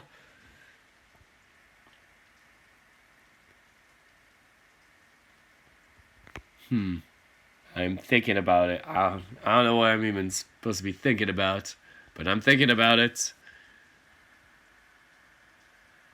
Oh, Basket's here. Welcome, Basket. I saw that you were doing a stream thing with Milo, and I was like, shoot, I conflicted with your times. But, this is the best time for me because later tonight I have some events I gotta go to. Don't know if I'm gonna do both days today or just day 16. So, welcome to the ride, and thanks for showing up. I'm gonna bust out the 4+1 card on Aki. Okay, that's enough. Back to the story. You're gonna be a teen soon. I don't see you getting on Shuichi's case about not knowing how to cook. Well, Shuichi is an exception. I wouldn't want to be the one trying to teach him how to cook since I'm likely end up dead. I want to say that's a cruel thing to say, but it's probably true. Still, I'm not interested. Keikun, help me out here. Tell him he should learn how to cook. Yeah, you should probably do that. Keikun being the guy where it's like all of his servants, or not servants, all of his butlers and whatnot cook for them. Oh god. He's like, yeah, cook, that's a good thing. Damn. Keisuke's day 17 is about a third of the size of his day 16. Wow. And I've been going that an hour and a half for day 16. Yeah, I'll probably finish through it. Yeah. Because I was going to go out at like 9 o'clock or something, so I have a ton of time to do this. I cleared out my whole evening for Tennis Ace. Just because I was hyped for this update. Anything Tennis Ace related, and I'm like, hello? So, yep. Back to the reading. So, what's with the unenthusiastic response? You can't just ask me to do something out of the blue and expect me to do it in a certain way. Lame. Yeah, I think I'm gonna stick to my phone, thank you very much. Have fun making lunch. Sometimes I regret doting on him so much. Little shit barely has any respect for me at this point. Well, Keikun, I think it's gonna be just you and me. Doing what? Making lunch, of course. What? I have to help out? Oh, God. Making the rich kid help and do manual labor? What? It'd be faster that way. It's still not even 10 a.m. Why do you need lunch this early? Don't overthink it. What? But... Keisuke-san, you should just go along with him. Otherwise, he's gonna bug you until you do what he wants. This coming from the one who never does what I ask him to do. I do too, just not this time. Sure. I don't know about this. Come on, cooking is fun. It'll be a nice way to spend time. I have my doubts about that. You don't have to seem so unenthusiastic about it, you know? How about people never seem to go along with what I want? Or how come people never seem to go along with what I want? Choice coming up soon, by the way. Let me save, just in case. Alright. So annoying. Pretty please. I take a step closer to the hare, trying to give him my best puppy dog eyes. Alright. You don't have to look at me like that. Wow, that worked better than I expected. Great! Oh, I grab Keikun by the wrist and drag him with me to the kitchen. What? Not this again? Come on, Keikun, you have to learn to let loose sometimes. You gotta cut loose. footloose. There, I said it. I have no shame. I would hardly refer to cooking as letting loose. Close enough. I open our fridge, peering at the things we have inside. Since I'm the one in charge of keeping our groceries stocked, I already have a pretty good idea of what we have available. Still, I prefer to confirm I have everything I need before I get started. It can lead to pretty annoying moments later when you realize you're missing one key ingredient you need to make your meal. Oh, that's so true. Like, there was one time I was making fried rice and I thought we had sesame oil. And then I ran to the store because we turned out to not have any. I get home, I cook it, I do the whole thing. It turns out there was another cabinet somewhere else where we had sesame oil. It's like, geez, wasting my money. But it's like I get lazy because I'm like, I have to buy the ingredients, and I feel like if I manage my own fridge, I'll be way better at cooking. I just need to have more control over that. Just a personal thing. So anyway. Whoa. Let's see. With what I have, I can make. I thought it was going to be like a romance decision or something important. This is a non-changeable decision according to Akira, I think it was. Akira, somebody else said it. Maybe. One of you guys said it. What do you guys think we should do? Beef stew, curry, or katsudon? I know Keisuke ate curry on, like, the past 2 days when we went to, what was it? The Saya's restaurant. I don't know the name of it, but yeah. So a vote for curry. Dirk is one footloose panda. Thanks, Terrence. 3-3-3. So a vote for 3 is what I'm assuming. A vote for curry and a vote for katsudon. 2 votes for curry. This is the most important choice of the game. Don't put this pressure on me, meme lord. Curry, because Keisuke loves curry. That's what I thought. It's like when you order at the restaurant, I thought he was like, yeah, I liked curry. A lot of people are voting for curry. Dirk is back. No, Jaro, stop it. Everybody's voting for curry, so if nobody else objects, bowl of rice topped with a deep-fried pork cutlet, egg, vegetables, and condiments. I'm not so sure about the condiments. Condiments aren't my thing, but other than that, it sounds really good. And I love my beef stew, or I love my stir fries. Stir fries so good. Not a curry person personally, but I will go with curry for the sake of curry.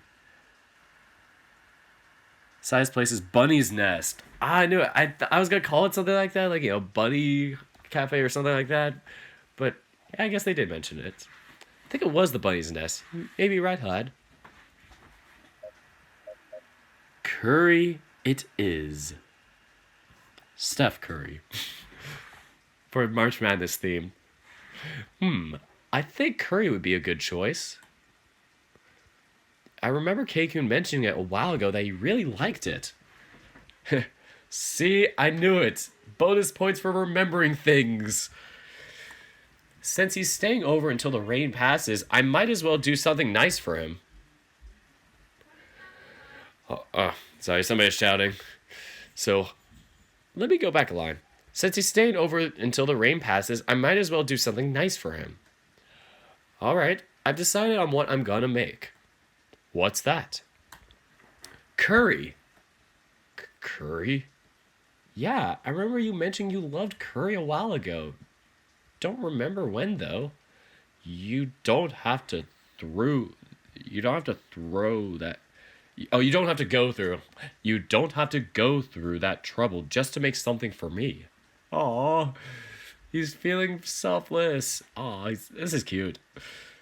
It's not any trouble. Besides, everyone in the house likes curry too, so it's not like it will be a problem. Jeez, I can't read.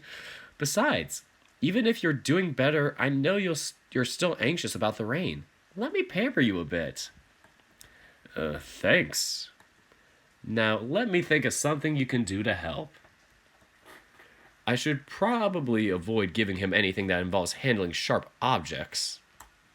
He might be doing fine now, but I don't need a hare jumping around the kitchen with a knife if there's a thunder again. Come to think of it, there's not much that you can do that wouldn't be dangerous in that kind of scenario. Guess I'll just try my luck. Hey, Keikun, I'm gonna ask you to chop the vegetables while I work on the meat, okay? Okay. I take the ingredients I need out of the fridge and hand them to Keikun along with a knife. I set aside the spices I'm gonna use on the meat once I finish cubing it. It doesn't exactly take long, but I try to make sure all my cuts are evenly sized so things can cook uniformly. Okay, what's happening, Matt? What did Matt say? Keisuke's mother. Oh yeah, stripped down memory lane. Yeah, because his mom made it for him. Thanks for choosing curry. Keikun's second best roots. I believe it was when you had to choose what food to eat at the bunny's nest. Yeah, I remember that. Guys, the best route is always the one that gets updated. Like, the next update is June, so that is going to be the best route. Then when Shuichi's route is updated, it'll be the best one. Sound logic, meme lord. But I love all the routes, like I said, but I really like getting into Shuichi's a lot because it personally relates to me most. Now, it's like I love them all a lot, but if I had to choose, I would say Shuichi for me. As I'm saying this on Keisuke's route. No offense, Keisuke. But, yeah. Like I said, Keisuke's surprised me, to say the least. So, getting back to the reading. Then... What are you doing? I turn around and see incredibly mismatched pieces of vegetables being cut and tossed into the bowl. They hadn't even been washed beforehand. Or peeled. In fact, I see a few pieces of carrots that still have bumps on the outside because they haven't even been touched. I'm slicing up the vegetables like you asked. Well, you just went right into slicing? What about washing or peeling? And why are they all different sizes? Oh, guys, turning into Shuichi. I mean, the vegetables themselves are all different sizes too, so what's the problem? I can't believe I actually just heard those words coming out of his mouth. Just trade places with me, okay? I'll handle the vegetables. You can work on sauteing the meat. I already set the spices aside too. Sauteing? Okay. I try to salvage what I can from Keikun's hack job at prepping the vegetables.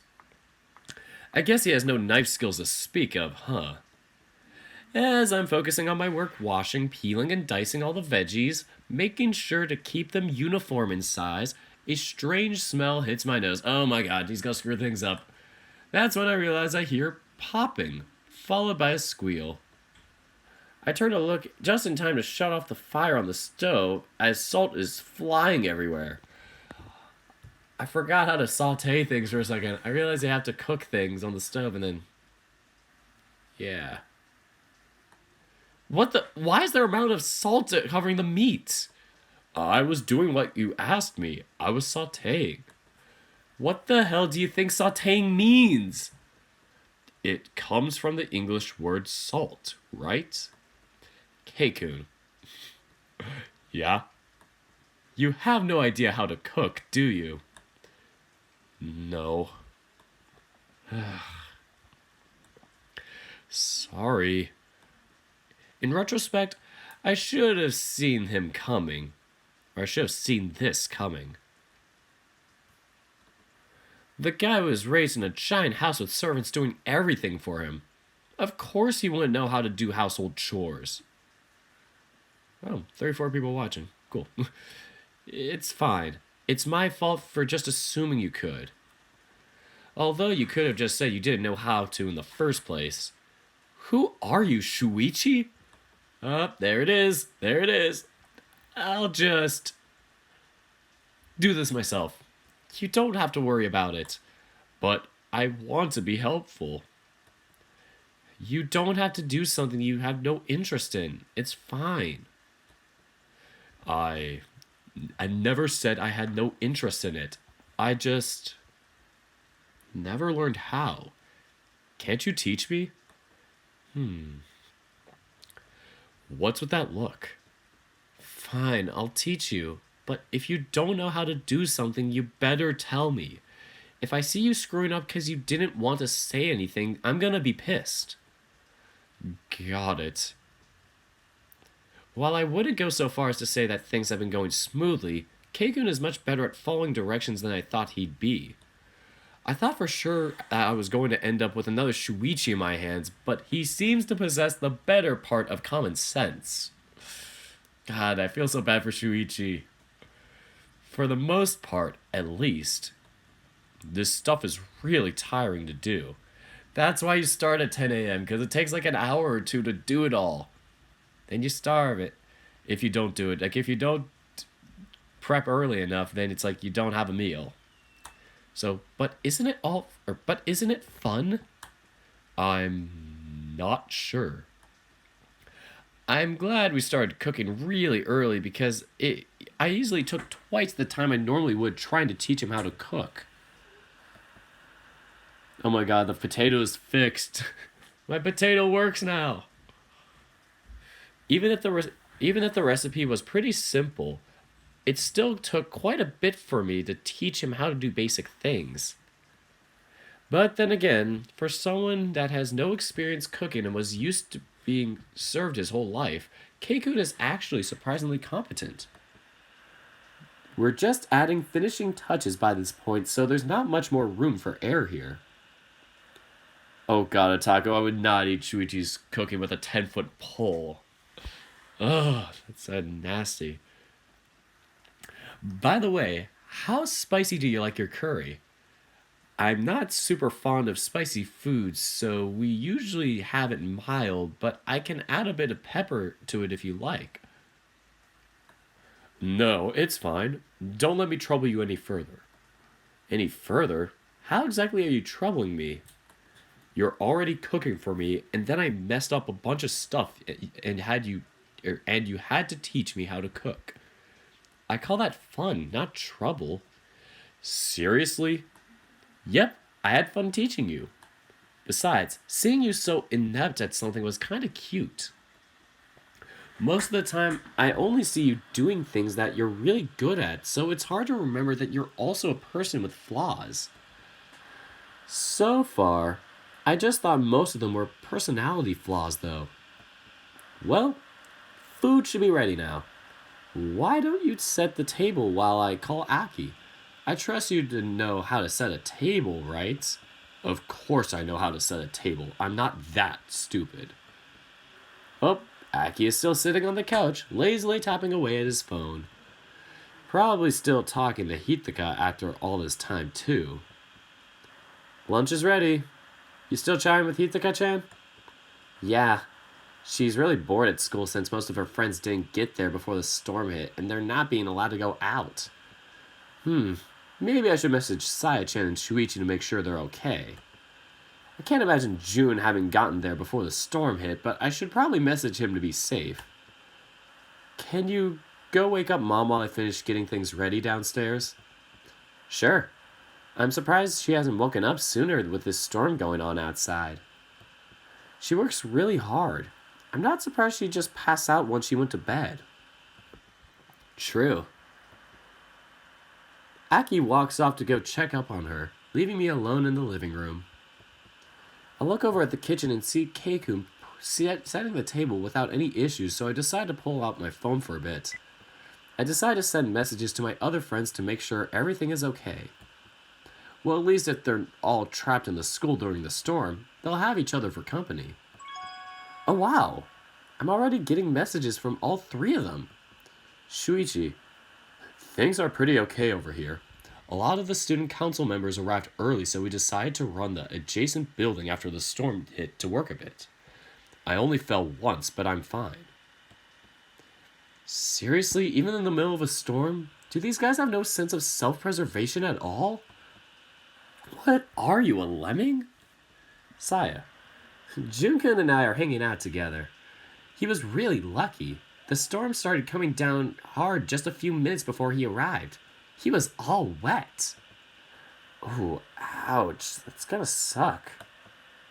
June. Nico-san, my clothes are all still wet. It's really cold. I don't like the feeling of wet under clinging to me. Or wet underwear clinging to me. Oh, God. That's a mental picture I wish I didn't have in my mind. At least not in this route, you don't. Still, I'm glad to see they're all okay. Despite a few mishaps. Let's see how Haruki is doing. Nico-san, I finished setting the table. Oh, thanks. Aki should be down in a bit. Let's just wait until him and my mom arrive so we can start eating.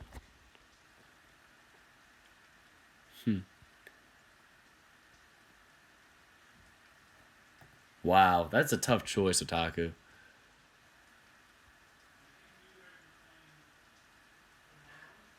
So, sure.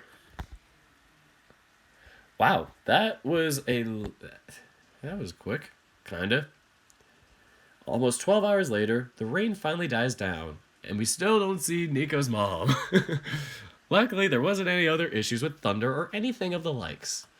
It turned out that the thunderstorm had somehow turned into a typhoon halfway through, so that explained the lack of thunder and lightning. Still, we didn't have much to do to pass time for that time.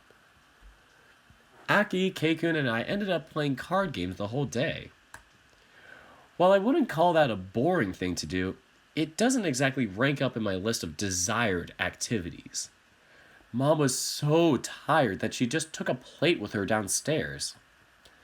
She barely even noticed Keikun either. It was pretty funny to see him all shocked because she didn't even register his presence. It was already late at night when Keikun called a driver to take him back home. Still, overall, I could say that I really enjoyed the stay.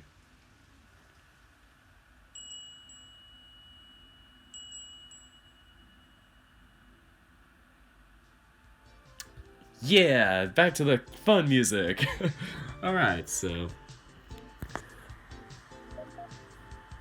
I'm going to save day 17 here just in case. So yeah, Basket says it's 1/3 of what day 16 was, so we've taken almost 2 hours to do this episode, or this day 16, so with all the talking, I'd say it's about an hour and a half. So I'm gonna say it'll be 30 minutes for this one. So yeah, I'm gonna do it. Why the heck not? I have some time to kill. So, the weather today was truly wonderful. In stark contrast to that ridiculous typhoon that came out of nowhere a couple days ago, today, things are sunny and cool. The sky is blue with just a few clouds lazily passing by. Thankfully, the streets aren't jam-packed with people at this time. I came here right after class at someone else's insistence. He's back! Alex is back! That someone was, of course, Keisuke. Even Alex has joined us again today, too. It's funny, I'd known Keikun for over a year and never met the guy, but now I feel like I'm seeing him every week. Not that I'm complaining, but would you mind telling me what you called me over for now? Sure, I was called over by Kiyoshi-san. He said he wanted to talk to me about something. Was that Victor? Oh no, Victor's Chevalier or something like that. I don't know. Who is Kiyoshi-san? I forgot who that was. Kiyoshi? How come that name sounds so familiar? He's the owner of the music shop Keisuke frequents. Or at least used to frequent. Oh, Kiyoshi, the lizard dude. That guy. It's funny because I did Carl's voice for him, like Carl from Echo. That was the voice I would do for Kiyoshi, and I did a thing with some people. Like there was an Echo Discord that I joined, and there's a little group we made, and we did a little kind of role-playing, I guess, per se, with it, where it's like we just read through it again. Like, we did what I normally do here, but it was a collaboration with a bunch of different people, and I took on Carl's role, so I felt like I killed that. Like I did a good job with that. So, thing was, we didn't record it, so it will never be seen.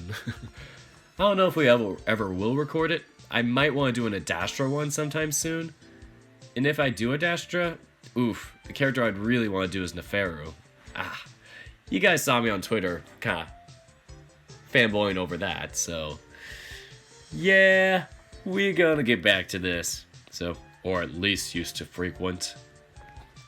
Yeah, if you discount the time you went there with me, the last time I'd been to that place was a few years ago. Oh, you mean the lizard guy with the really weird sense of humor?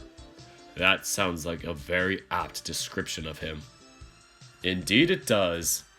Do you have any idea what it is that he wants, Keisuke? Nope, not a clue. I'm hoping that he just wants to catch up. He did say he wanted us to keep in touch the last time we visited. Did he by any chance do anything untoward with you? You know he always does. Alex. But that doesn't mean I want you to murder him. Not even a little. Maybe later. Understood. I don't get if that was supposed to be a joke. Someone please say, haha, just kidding, or something like that. Okay, fine. I understand why you're coming here, but I still don't see why I was called. I don't know. I just felt like I wanted to go out with you. Is that so bad? I didn't say that. If you don't want to be here, then you can go home. I didn't say that either. Well, it's not every day that I have the chance to check out a music store, so I'll stick around. Good boy. Did he just say good boy? Let me show you. Let me find you. Hold me back. Anyway, I unironically... The fuck? Oh my god, I love doing that meme. Where it's like the chick was just like, holds her hand out, just like, the fuck?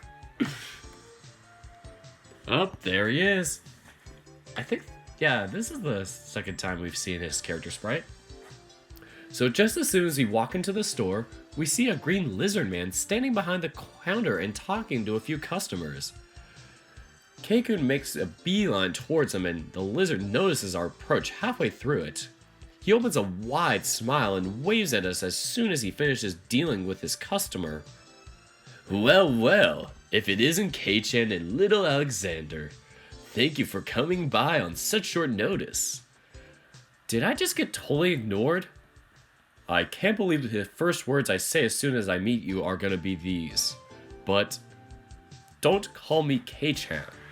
It's good to see you too, dear. Ugh, don't call me that either. The lizard turns to look at the towering wolf, having to look up to meet Alexander's eyes. Good to see you too, Alexander. Still looking sharp as ever, I see. Hello, Kiyoshi. I wish I could say the same, but your shirt is crinkled and popping out of your pants.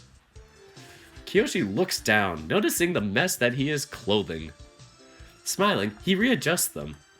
Oops, sorry about that. 2 of my staff called in sick today, so I was loading stock into the shelves myself.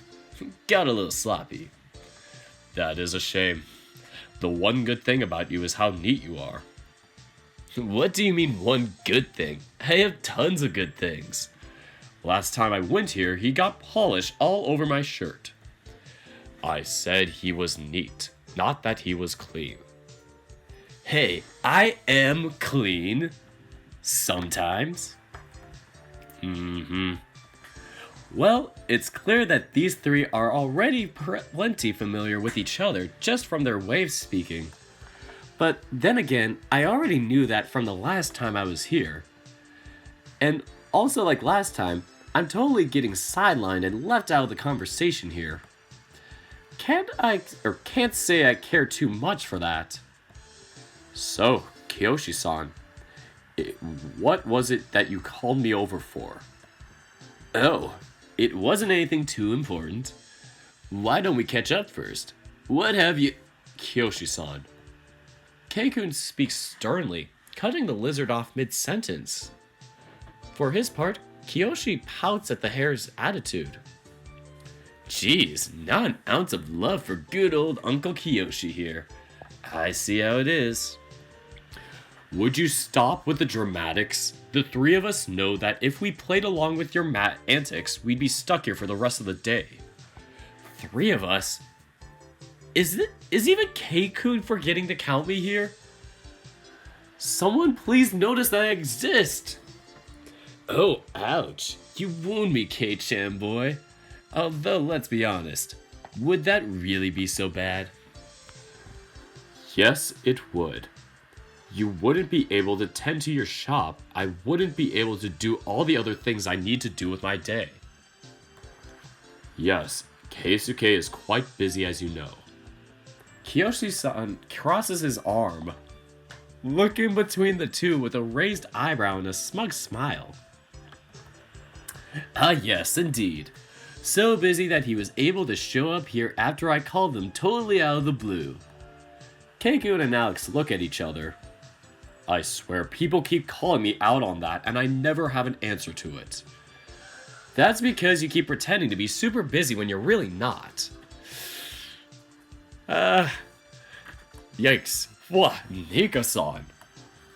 Why, hello there. I was wondering when you were going to speak up. You totally forgot I was here, didn't you, Kei-chan? Or Keikun? No, I was just distracted. Sure. I was actually beginning to wonder if your friend had gone mute since the last time he'd been here. He didn't even bother to respond to my greeting. Your greeting didn't even include me. I was totally ignored. Details, details. You shouldn't sweat the small stuff so much. This guy really is the annoying type, isn't he? Nico-san, it goes without saying, but don't pay him much attention. Kiyoshi-san loves getting under people's skin. I noticed. What? I would never.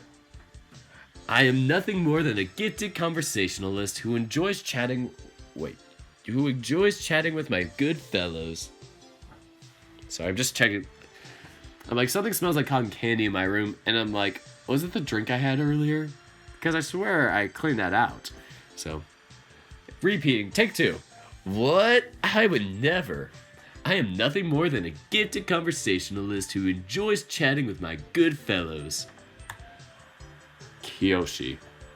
Yes, my little Alexander dear? You're annoying. Wow. I never thought I'd see Alex of all people calling someone annoying so bluntly. If that guy could get under even Alex's skin, then he really has a talent for it after all. Kiyoshi-san pouts, suddenly looking very sour. Jeez, you come all the way to a guy's humble little shop just to hurt his feelings. And to hurt them you do with mastery. So mean. Kiyoshi-san, could you please act your own age? You're not a child anymore. How rude. Well, I have to admit that this back and forth is pretty amusing. Constantly switching between these 3 is starting to make my neck hurt. And my throat hurt.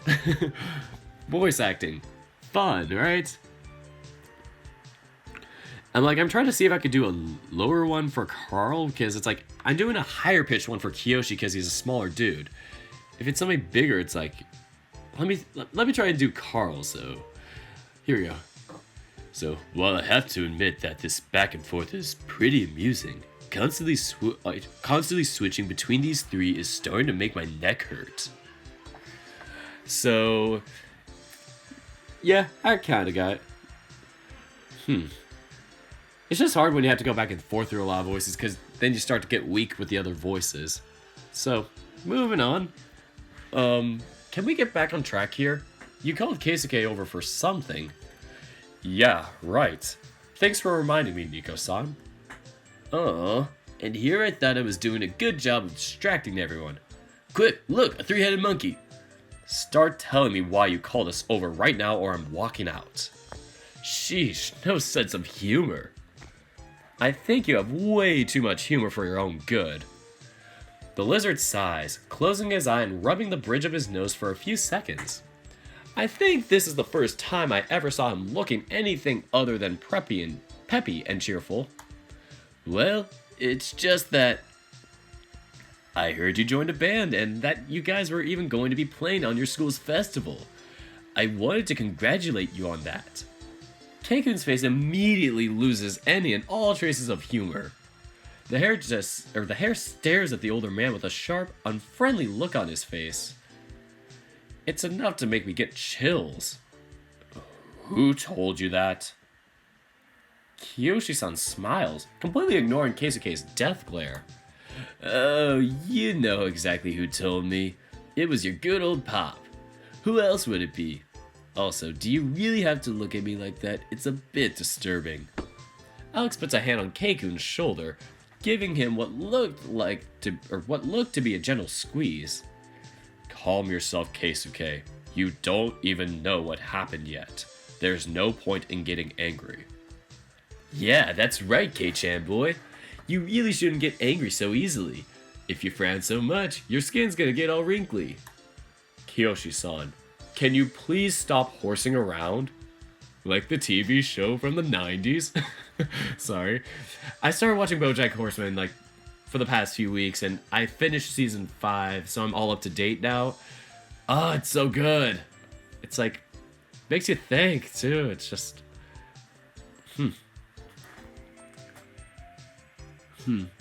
So I think I am. Shoot, I'm trying to look at what comment you're referencing.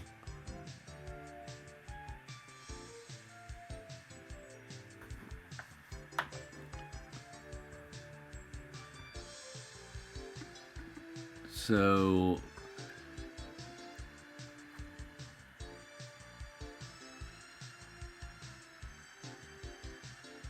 yeah, I don't know. It's referencing something. I don't know, I just saw Basket comment again. I'm like, oh, cool. But yeah, anyway. BoJack is lit though. It's an awesome show.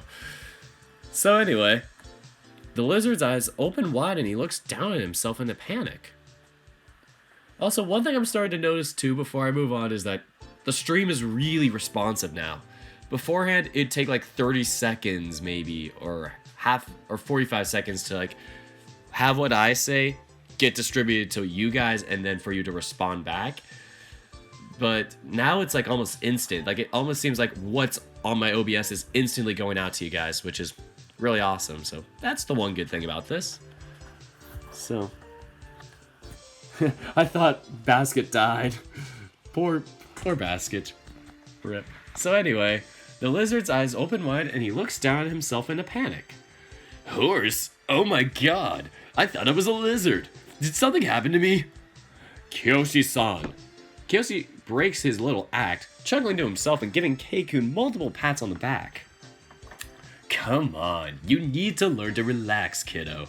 You're too tense. Has something been stressing you out lately?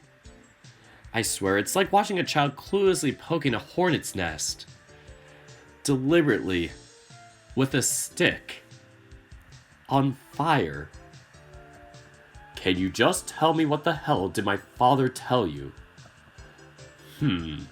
Oh, Jesus, I missed it. Dialogue, what?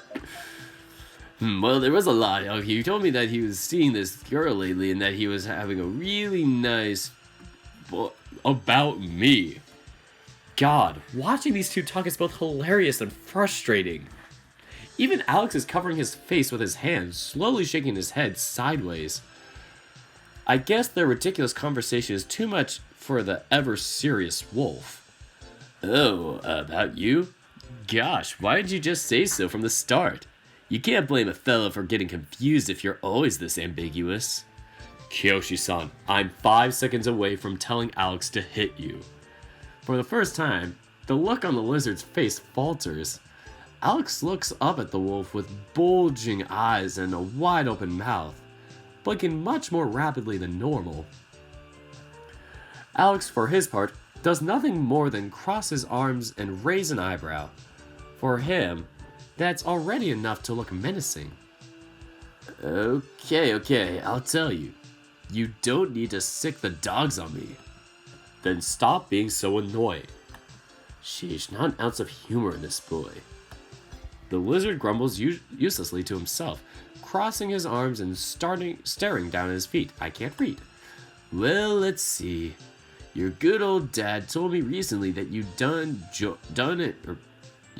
Let's see. Your good old dad told me recently that you done and joined a school band. He even told me that you fellers were going to perform in your school festival. Major kudos for that, by the way. Of course, you know how your dad is. He always asked me to give you my expert's opinion, which is just a nice way to say that I was supposed to put you down and convince you to quit. And are you? The lizard makes an open gesture with his hands, almost as if he were about to hug Keikun then and there. His facial expression shifts once again. All the seriousness from before vanishes without trace, leaving him with a beaming smile. Cripes, no. I told him to shove it and let you do what you want. In fact, I'm really proud of you, kid. I've been hoping you'd do something like this for the longest time. What?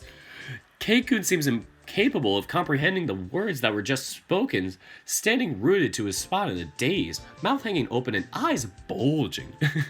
The first one to break the silence is Alex, who smiles just the tiniest bit before speaking. Huh, guess you're not so bad after all, Kiyoshi. The lizard furrows an eyebrow, confused. Confused. Not so bad? Since when have I been any kind of bad? I thought it was great. Don't push it. Sorry.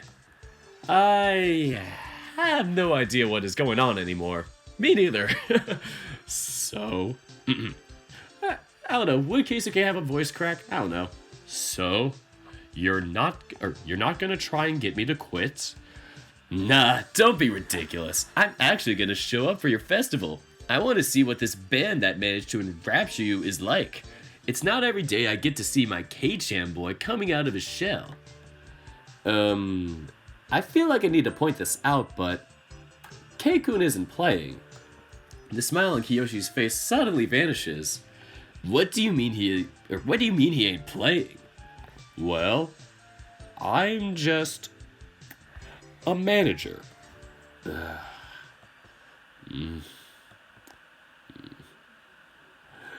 I can imagine this, like, if it was an anime, just, like, panning to everybody. It's, like, a dramatic turn to Keisuke, dramatic turn to Kiyoshi, dramatic turn to Alex, dramatic turn to Nico, dramatic turn to the customer playing his guitar in the background. Oh, Nico's just, same thing. My Wi-Fi is a lemon. I apologize again, Wolfstar. What? What? Kiyoshi-san, you're too loud! What do you mean you're just a manager? You're telling me I stuck up for you when you're just a glorified instrument polisher? That's not all I do. I help them with tuning, I oversee their rehearsals, I don't give a monkey's ass. Why the hell did you join a band to be a manager? I asked them pretty much the same thing too. Although with nicer words. Come on, you guys are being too unreasonable. There's nothing wrong with being a manager. There's everything wrong with being a manager. What was even the point with that? You're a phenomenal singer and a really good guitarist. Why are you settling for a manager role?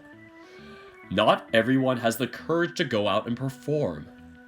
They asked him to stand in for their vocalist during rehearsal one day and he choked. Basically me whenever I play. Whenever I do volleyball. It's like, hey, come in for 10 points. Or it's like, oh, hey, you're starting at the beginning of this match, of this first set. Plays for 10 points, or plays for 15 points, makes maybe 2 small time mistakes, but, you know, I'm gonna redeem myself from them. Nope, get pulled out for the rest of the match. Good times. And I haven't played since. College volleyball is tough. They are very strict. Yeah, basically when you get in, you have to own it, not make mistakes at all. So anyway, what? I didn't choke. I managed to sing. Also, shut up. The lizard sighs, awkwardly scratching the back of his neck. Damn, this is such a waste of good talent. Be quiet. I enjoy being a manager and you can't make me feel bad about it. What am I going to do with you? Kiyoshi, that's enough already. Alex cuts into the conversation, sternly telling the other lizard to back off. Yeah, whatever. And here I was all excited about this too. Why are you the one getting excited about it? It has nothing to do with you. Hey, when something cool happens to my K-chan boy, I have a right to get excited. Will you please stop calling me that already? Nope. I hate you. No, you don't. I'm surprised Keisuke hasn't already strangled this guy by now. Alright, great. You said your piece. Can I go now? Is that all I am to you?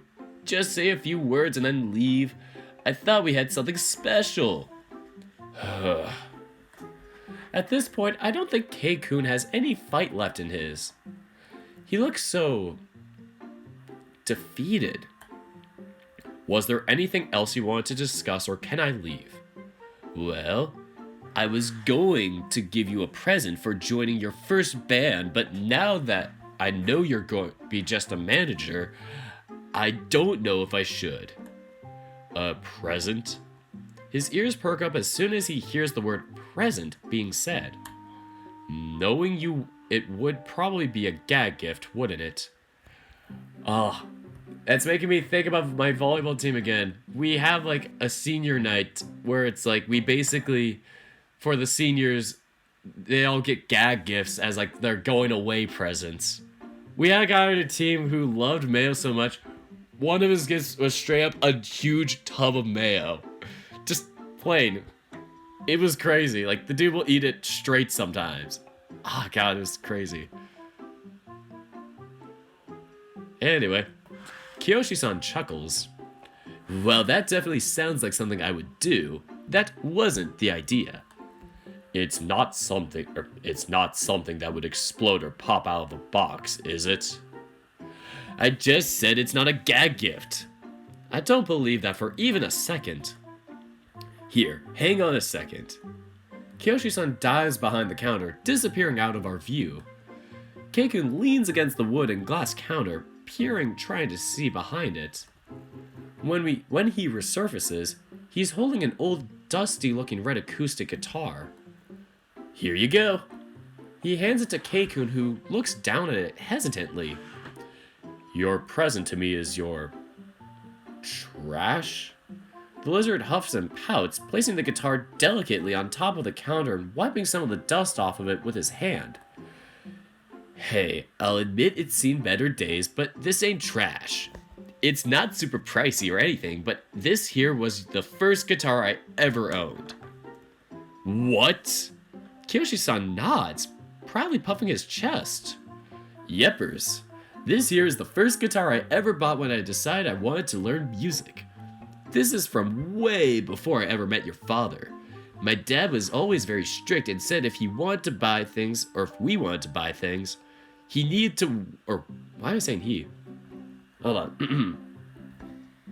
My dad was always very strict and said if we wanted to buy things, we needed to work for it ourselves. I was originally gonna buy a really basic model, but when I first laid eyes on this beauty, I was in love with it at first sight. It took me over 6 months of part-time work to buy it, but I have it to this day. So, it took me over 6 months of part-time work to buy it, but I have it to this day. I realize that even if I still do love it, I don't have time or energy to give it the care it deserves. So I thought it'd be the best to pass it on to someone I know would take good care of it. Wow. Kiyoshi-san, I don't know. I don't think I'd be able to do that. Nonsense. I've seen how you treat your guitar. That thing is always polished to a shine and always handled with care. Not even I ever treated my instruments that well. I'm sure this baby will be in great hands. But, isn't it important to you? It sure is. One of my most prized possessions. It's exactly why I can't stand to see it withering away in a display closet anymore. It's time I passed it on to someone else. he turns his head away, and I'm pretty sure even I catch a glimpse of a blush as the lizard rubs the back of his neck. Kiyoshi is 45 years old. Oh, didn't know that. Fun fact. So yeah, he's getting up there. I could see that being kind of like a dad figure, or he kind of has that uncle like figure to him, whereas like he's not like 50 or 60 like kind of like Keisuke's dad, but at the same time it's like he's still too old to be like a brother figure like Alex, who's like 27. So yeah, I could see that as being like an uncle figure. That's cool. So, and well, call me sentimental, but I'm pretty sure the guitar itself would love to be with someone that would actually play it. I know acoustic ain't really your style, but I just thought. I'll take good care of it. I'll take good care of it, Kiyoshi-san. Kiyoshi-san's face immediately lights up as he lifts the guitar and hands it to Keikun. I know you well, kid. And thanks. It's not easy for me to let this baby go, but I know it's for the best. Thank you. I really appreciate it. Just let me grab a case for it from the stock. The one I had with it is way too damaged for me to give it to you in good conscience. Sure, just as long as you let me pay for it. Don't be ridiculous, it's a gift. Knowing you, you'd probably pick out the most expensive case you have in the store. I'm the one who can't accept that in good conscience. Heh, guess you know me a little bit better than I thought. Placeholder? Ooh, who's this? Just as Kiyoshi-san was about to step out of the counter, someone walks up from the back of the store. A lean young man, opposite of the placeholder, which is Ryuji. A lean young man with silky white fur and a long, puffy tail that nearly dragged behind him, dressed in a ratty-looking red tank top and cargo pants with a big leather instrument case on his shoulder. So, white, silky white fur, long, puffy tail. I'm trying to think of what... I'm trying to imagine this. Man, it seems very hippie-like. Kiyoshi-san. I'm gonna do Carl's voice for him. Why not? Kiyoshi-san. That's too stern. Kiyoshi-san. I'm going to have to leave 15 minutes early today. Thanks again for getting me the room. The lizard smiles, grabbing a pen and notebook from behind the counter and plopping them over on top of the table. It's no problem, kid. Thanks again for your patronage. Can I already book you for the next visit? Yeah. Oh, it's so hard to go back between Kiyoshi and Carl's voice. So, yeah, sure. Do you have any open slots 3 days from now? Kiyoshi-san looks down on his ledger, flipping a few pages while scanning all the lines. Is that his list of bookings? That thing is absolutely filled to the brim. There's barely any room left blank on the pages. Oh, here we go. I have 2 openings, one for 2 p.m. and one for 7 p.m. The young man pauses for a few seconds, crossing his arms and scratching his chin. He makes an exaggerated sound as he thinks it over. Is that true? I keep doing such a wrong voice for him for some reason. I'm apologizing. So he makes an exaggerated sound as he thinks it over. I think 7 p.m. is the best time for me. I'd probably be on a meeting for the other time. Alright, I'll jot it down here. See you Monday, kid. See ya. Kiyoshi-san waits for a few seconds, watching the boy leave before ducking out of the counter. Kiyoshi is the childhood friend of Keisuke's father, actually. Saga, the father, is only 47. Wow, I didn't know that. That's interesting. But still, it's kind of like an uncle figure, even if they're like the same age, because it's like, you know, he's not being like a dad figure to him. He's not really like that influential in Keisuke. But that's cool. It's funny that he knew him before, like Kiyoshi got the guitar, then he knew Keisuke's dad. Sure, Saga is his actual name, so. Yeah, that's cool to know. So I'm assuming that Kiyoshi's been playing guitar for a long time. That's what I was gonna get at. So Kiyoshi-san waits for a few seconds, watching the boy leave before ducking out of the counter. You know, I could introduce you two if you like. Introduce? Who? Me and that guy? Yepers, he's a really nice boy. Plays the bass. He's really good at it too. He recently joined a band, but he's been anxious that it might not work out. Who knows? You could poach him for yourself. The band already has a bassist. Besides, that would highly be disrespectful to the other band members. The lizard shrugs, starting to walk away from us and towards the shelves.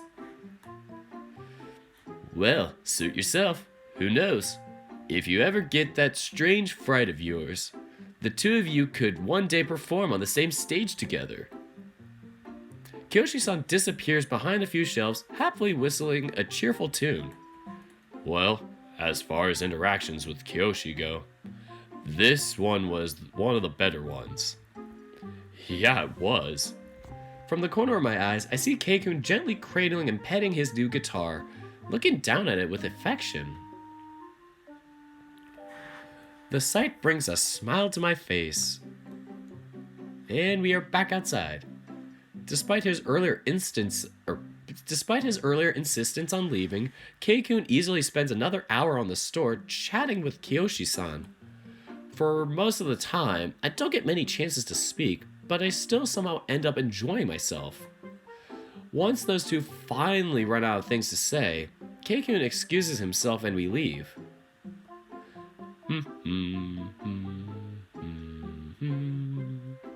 Keikun merrily hums a melody as we walk, proudly carrying his new instrument around his shoulder in its fancy carrying case. For some reason, I get the feeling that this case is worth more than the guitar itself. Keisuke, is there anything else you wish to do? No, not really. That was about it. I can see why it's only 1/3 of, day 16. Glad it wasn't as painful as you thought it'd be, huh? Oh, right. Sorry for dragging you out here just to let you stand in a corner, Nico-san. It's fine. I mean, look at me. Don't I make for a very handsome adornment? For sure, a very handsome one indeed. Somehow I didn't expect him to agree with me on that. Especially that enthusiastically. I kind of feel embarrassed now. Well, if there's nothing else you want to do, I guess I should head home for today. Thank you again for coming with me, Nico-san. To be honest, I kind of expected Kiyoshi-san to be difficult. So, I invited you more to be a kind of emotional support. Don't you already have Alex for that? Don't be ridiculous. Alex is the club with which I strike down my enemies. I would rather not be swung around like a club, thank you very much. You know I didn't mean it literally. The wolf shrugs. Anyway, thank you again, Nico-san. Alright, sure. I'll see you late. What the? Oh my god, I know what the title of this video is going to be now. I'm going to tell you after this. Keikun quickly leans towards me, giving me a quick peck on the cheek. I knew it! I knew this would happen. Somehow, or I didn't know it, I just say that because I'm happy it happened. Somehow, I kind of already expected you to do that. Nico knew! What the frick? I'll see you tomorrow, Nico-san. Tomorrow? At Urata's volleyball competition, remember? Oof, too soon! No. Why you gotta hurt me like this? Oh god, I totally forgotten about that. Of course you don't remember. It was stupid of me to think you would. Thanks for reminding me. Do try to show up. Otherwise, he just might murder you. And he won't get so horny while he plays.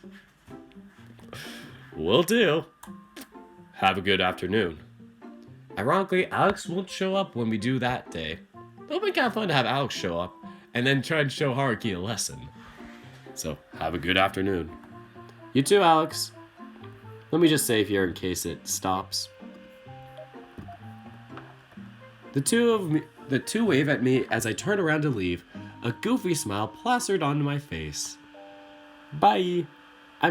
Once I'm sure I'm out of sight, I touch the tip of my fingers to the spot on my cheek that Keikun kissed. For some reason, I thought it was the lips. I don't know, my brain's tired. For some reason, thinking about it again makes me feel like I have butterflies in my stomach and brings a smile to my face. Hold on. Let me save. Ah!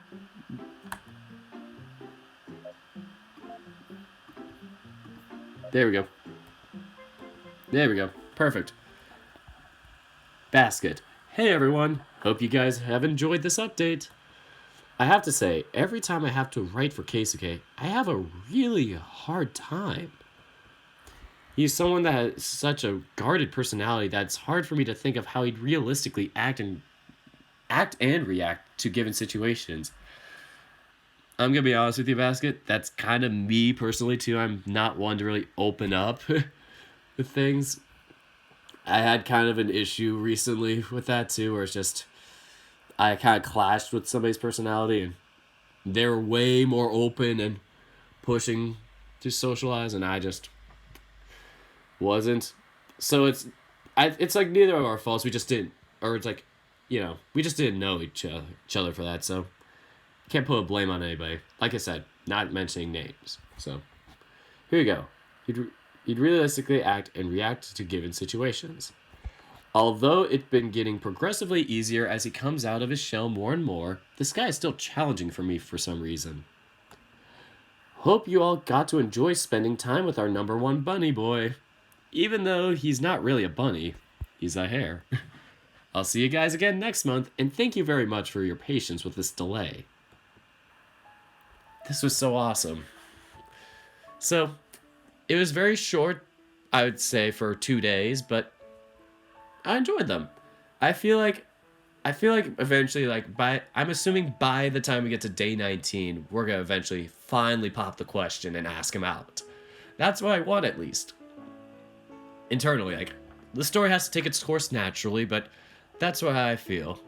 That's how I'd mentally think of things going naturally. Sorry, I'm just kind of going on a weird tangent with that. So yeah, this is my entire Keisuke update. Oh, it lets me finally edit. Is there a... Let me see if I can move the screen around. Is there...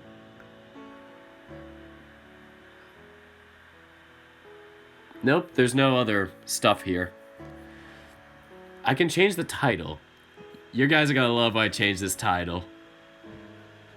I'm hoping nobody steals this title name. It was actually the same length as a regular update, just separated on 2 days instead of 1. Yeah. Well, it just felt very, story-wise, it felt very, concise, which I liked it, though.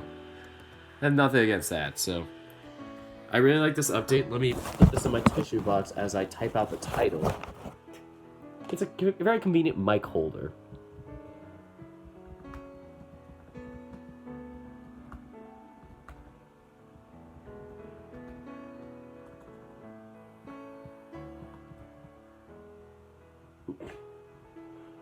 I have no shame for this title. It should be uploading.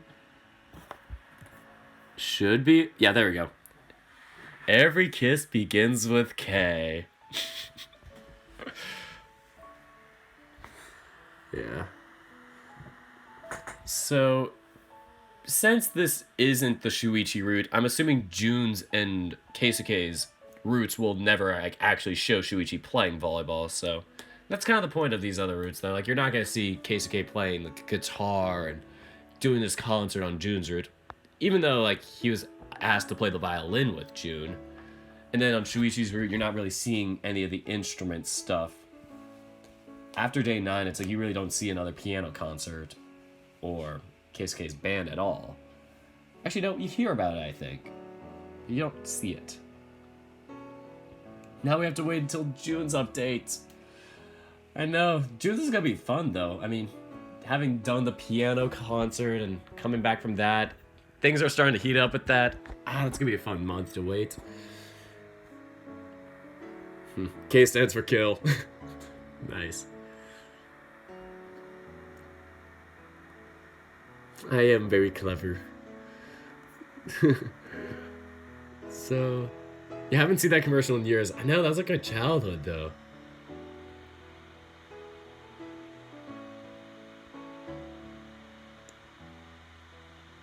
June's route will take the longest to confess to. I don't think so, Meme Lord. If anything, I feel like June is such a cutesy personality type that it feels like it's easier to open up with him. Like, Keisuke seems like, since he's the most guarded in his personality type, I think he'll take the longest to get the emotions out of like that. Dirk, get a new potato. I am sorry, I'll re-upload this, I swear. Yeah, they better kiss. They kissed already on the cheek. You got a kiss on the cheek. That's close enough for today. Alright. Anything else I missed?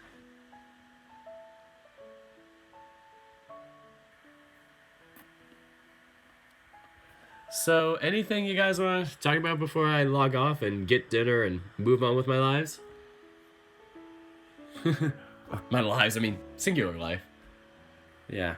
After this, I'm going to eat, and if I have enough time, I'm going to finish my thumbnail sprite. I'm trying to update and create a new thumbnail sprite for my YouTube videos, because the one I have looks kind of clunky, I would say. Like, the face is the thing that has not aged well the most. Like, it just looks so, like, derpy, to say the least. I posted something June-related on Twitter. With the help of my other window tab, I am going to open up that right now. Loading, loading.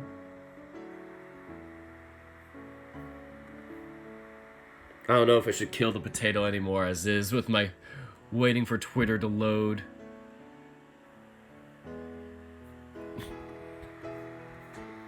Alright, log it in.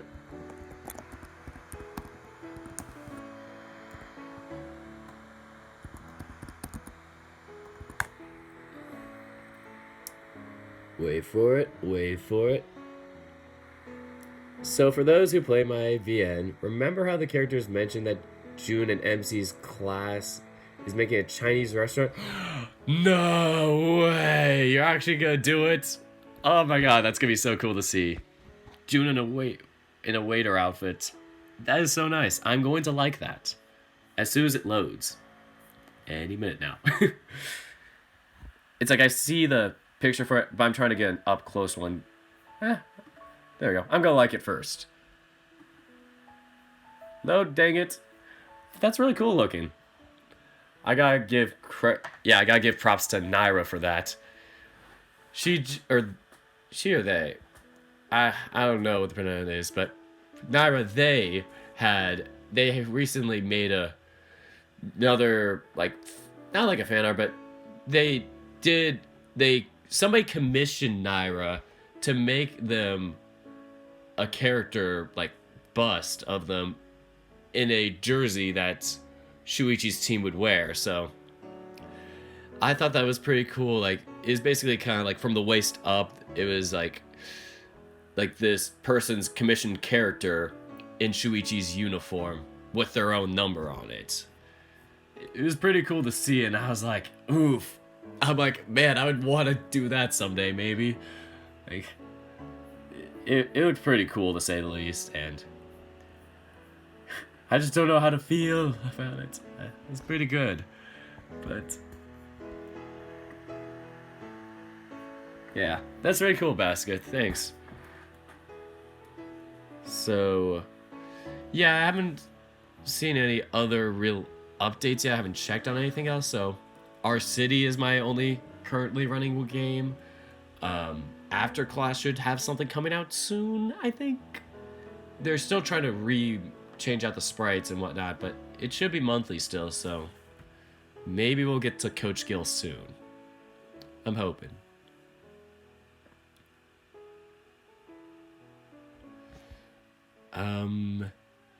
So I'm getting really hungry now, and yeah, I'm definitely gonna eat before I go out tonight, and then I gotta do the character sprite thing. When I re-upload the new thumbnail with like today's episode, or what? Yeah, when I don't know, like, will it have the same like? Will it get laggy when you replay it? Not sure if it would. I feel like if it plays it back and converts it, it's not. So I don't think I need to re-upload it, but yeah, when I upload the thumbnail for this episode, like the finalized thumbnail, I'll try and get it out with the new character thumbnail. Because, dang, I've had that one for way too long. It just hasn't aged as well. So, yeah, bye, Meme Lord. It's fun. It's fun having you here, and everybody else while I'm at it. So, yeah, that is all I have for today's episode. And until next time, take